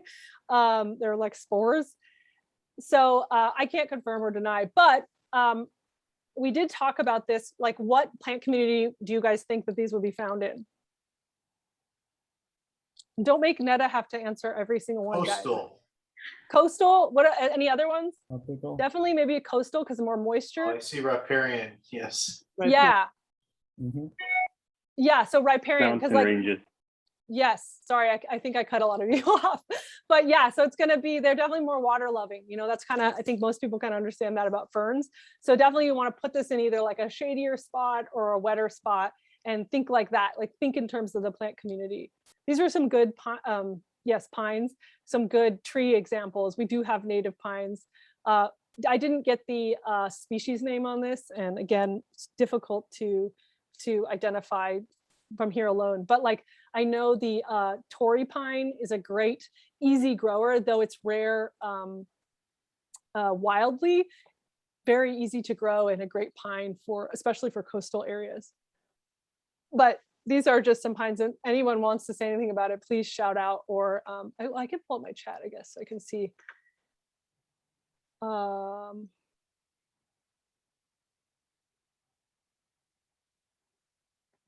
Okay. Oh yeah, you guys are responding in the chat, and I'm not even okay.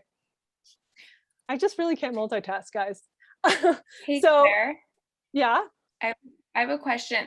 How do you feel about people planting something like Tory pines in more of like a chaparral environment?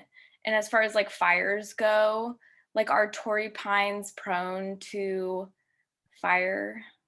Ooh, I love this question. Yeah, so they are pine, so they kind of like typically have a little bit more fuel.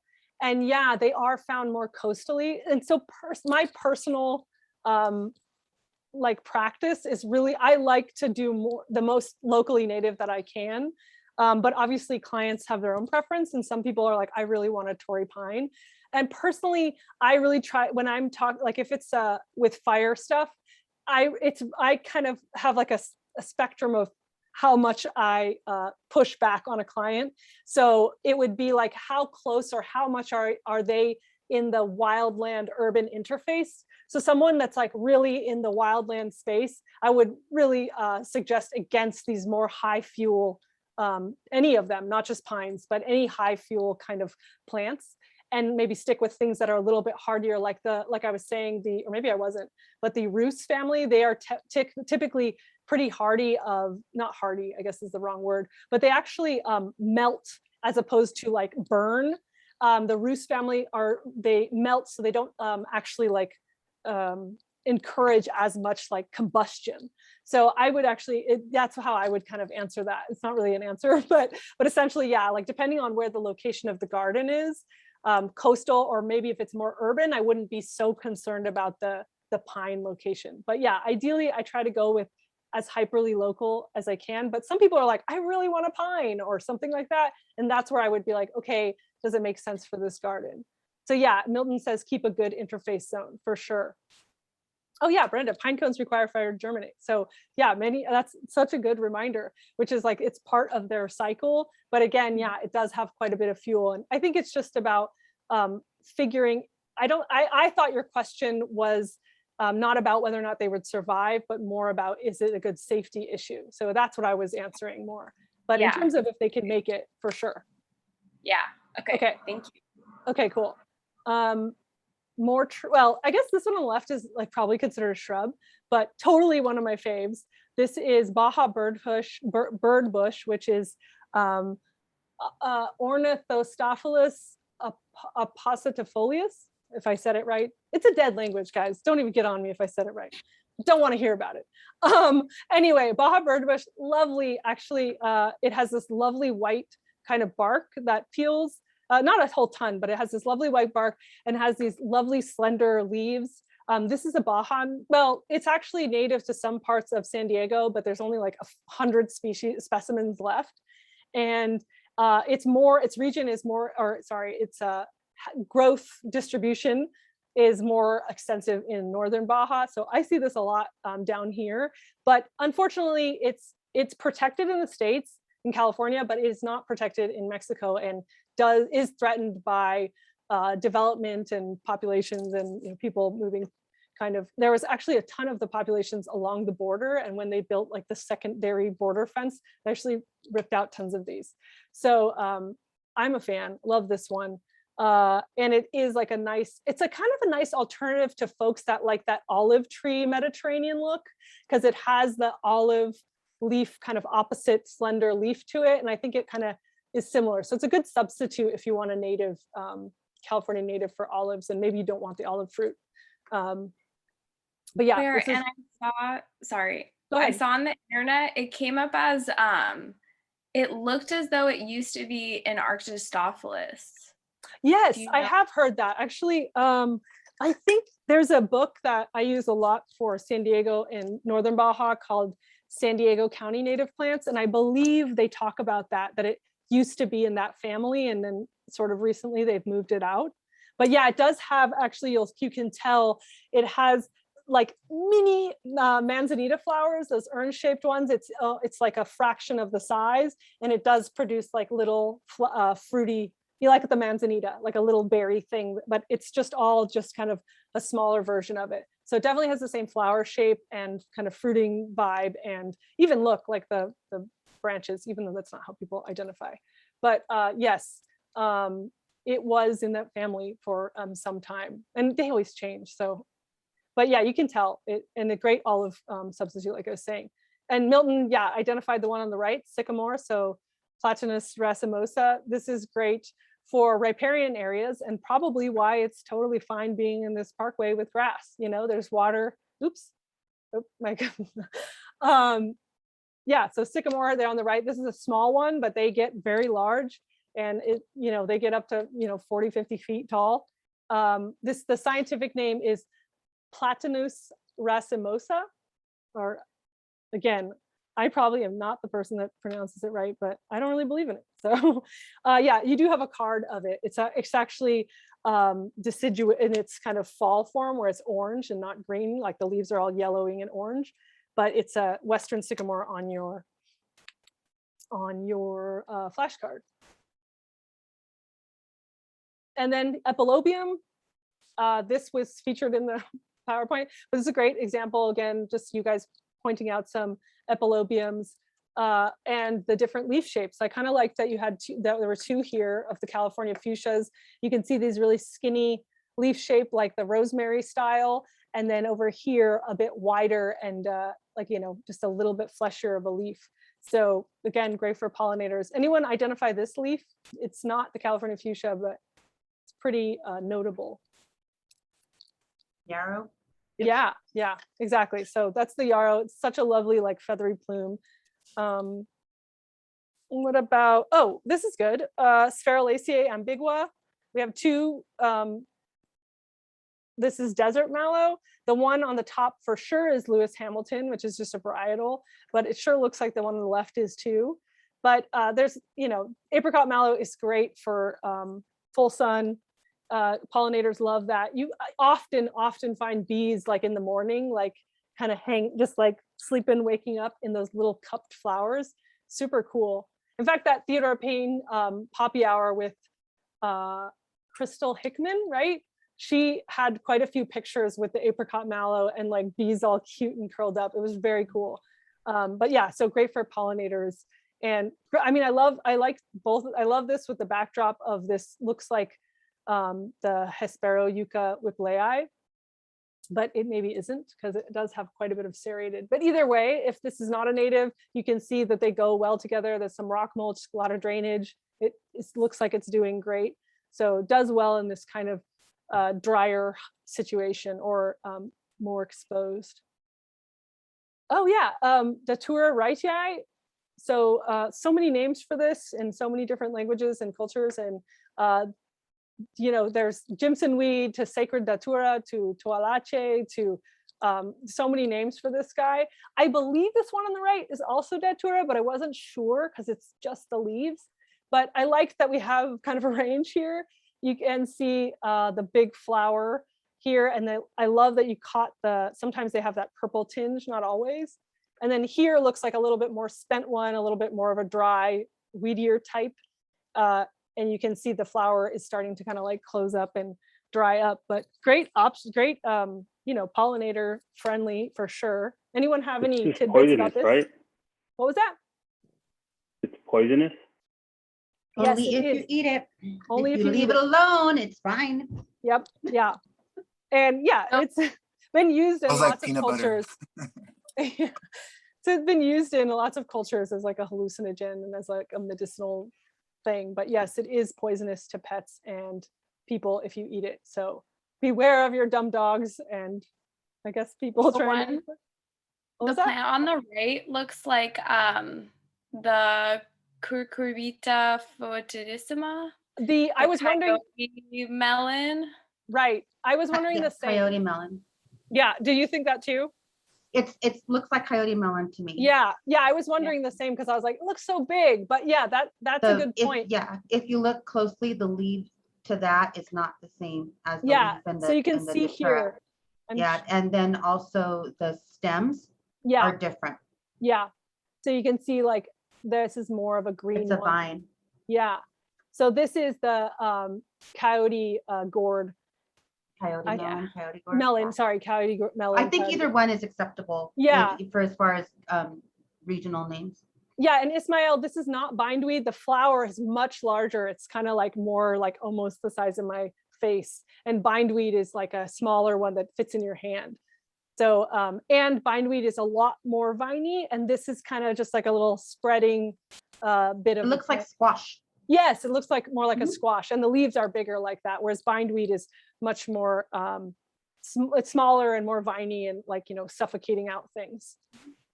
We have an example at Theodore Payne, if you guys want to come see. Of both, bindweed? of the gourd Oh, and, right. and the Yes. datura. Right.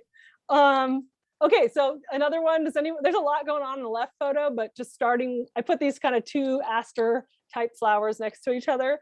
I'm not sure about what this one is on the left, but I kind of guessed it as a crown daisy. But on the right, we definitely for sure, this is a gumweed, the Grindelia camporum. And even with this native bee in the middle of it, I'm pretty sure that's an ultra green sweat bee, the big one. I don't know what these little guys are. But so we know for sure this one on the left isn't gumweed because you can see the spent flower on the gumweed kind of closes up and has these like kind of funny hooks, whereas this one, you can see the spent flowers actually kind of go backwards in, out, like splay out on themselves. So for sure, it's not a gumweed. I typically kind of think it looks like a crown daisy, which is not a native plant. But I wasn't sure. It Yeah. was growing in a riparian area and it's growing all over the place, but it's in a really remote part of the Rio Hondo River. Mhm. So I don't even know how it would have gotten there, but that's kind of interesting, maybe from a bird. Yeah, and people, it's hard to say. Like honestly, asters is such a large family without being able to look at the leaves and everything. And I do see that that's the one thing I thought why maybe it was a crown daisy was the leaves, but it does look a little different, the flower, than a crown daisy. But I guess just it was an opportunity for me to talk about naturalized plants, which are plants that have escaped from cultivation and now grow wildly, but they are not native. So that means they weren't here prior to European contact, but they do grow pretty easily here. And you see them typically in disturbed areas and, all over. They can take over riparian areas. Like you said, potentially maybe a bird dropped it, if it is. And I kind of suspected only because I saw this over here, which looks like the mustard, which is also a naturalized non-native. So I was like, oh, maybe it's a disturbed riparian zone, but this might be something you try to ID yourself with That looks books like elderberry in the back too. Yeah, right? and it looks like that's, I thought the same thing. You got the berries here, you can see. So there looks like there's some natives, but also there's some non-natives. So, and this here looks like the, oh God, what is Popcorn it called? flower? Is that called popular flower? There's so I don't many. know. The common name I was thinking of, it's that brassica type that everybody loves to plant in their gardens as a, I'm I forgetting. don't know. Girl, I'm old. I have Anyway, glasses on, can't see. it's not a native, is what I was thinking. But yeah, so it looks like there's a mix. So I'm not sure. Anyone else? Luis had a question about the datura. He thinks it smells like peanut butter. And is it okay for a scent garden?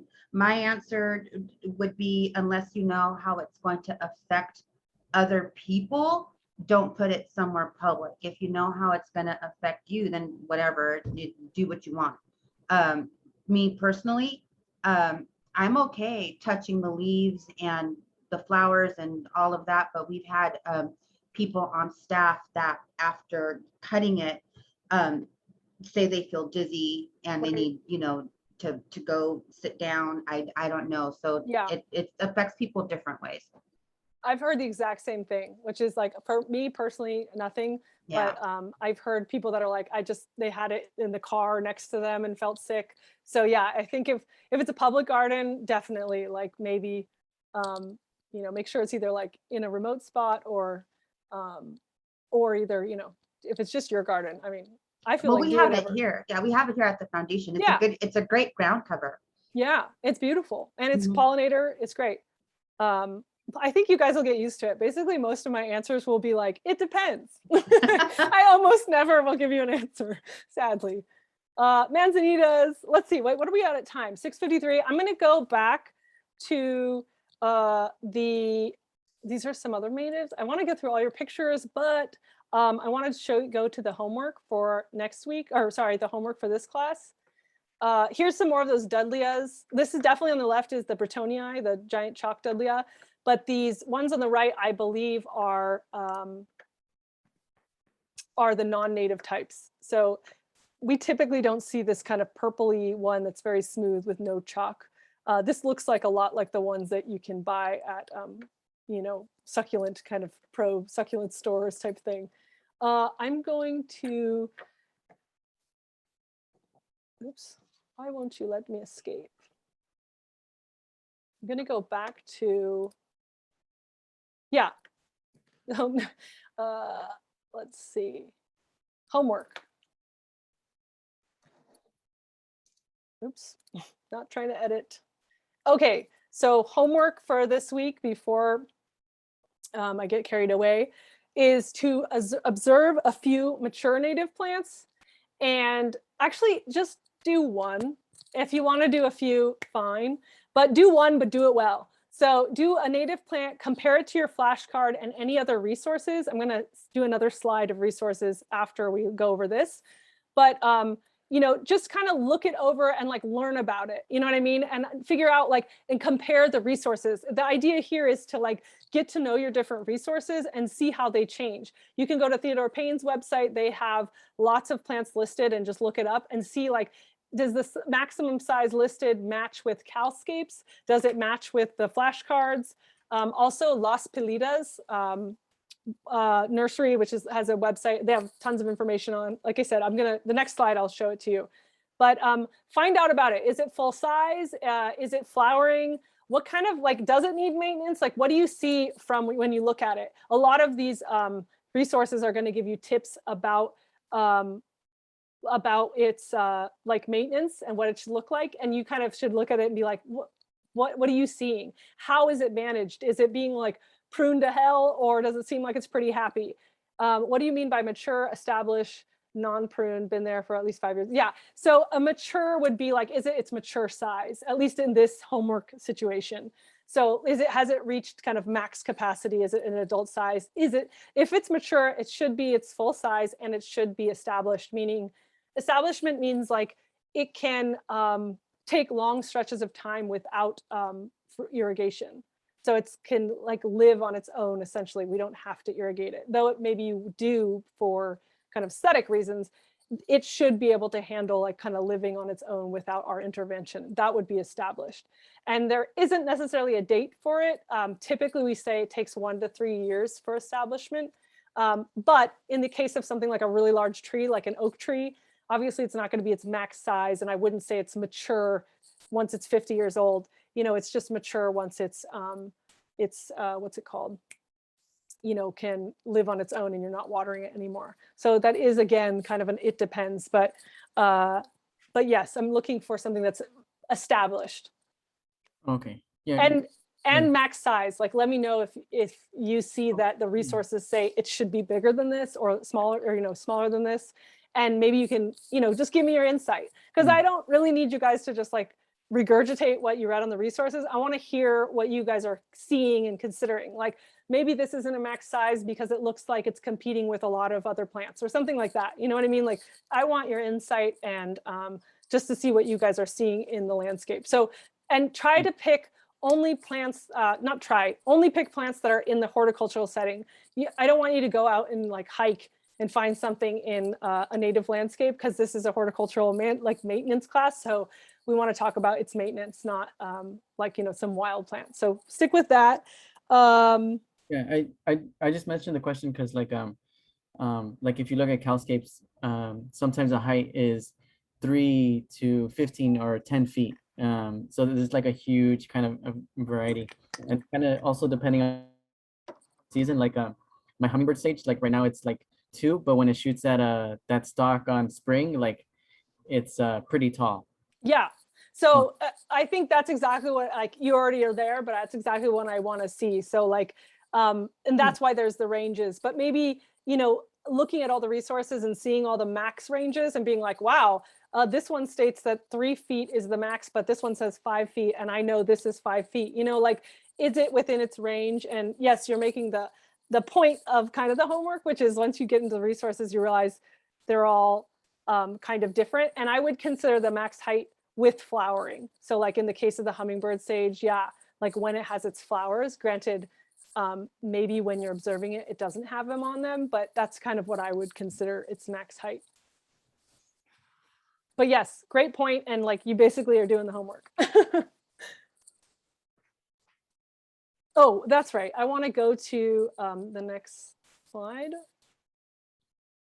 Okay, so these are some of the resources. Obviously, the flashcards, calscape.org, which Brenda put in the chat also, is a great resource. And the Theodore Payne Foundation has a database. And then if you're not familiar with the Las Politas website, you can just Google Las Politas, and they have also a database. And like a lot of interest, they have a lot of kind of their own personal experience in the nursery and yard about how the plants do and fare in their space. And then LEDWP has their kind of California friendly landscaping options, which is much more limited, but it is a resource, and they are backing this whole program, so they should be on there. Yeah, and totally Calscape is a great resource. It's like just a kind of a fun resource to get lost in for sure. Let's see, what are we on in time? Oh my God, 7 o'clock. Questions? If you have any, I think we did most of them, but I'm gonna stop share my screen and basically wrapping it up. And any questions about homework or anything else for Brenda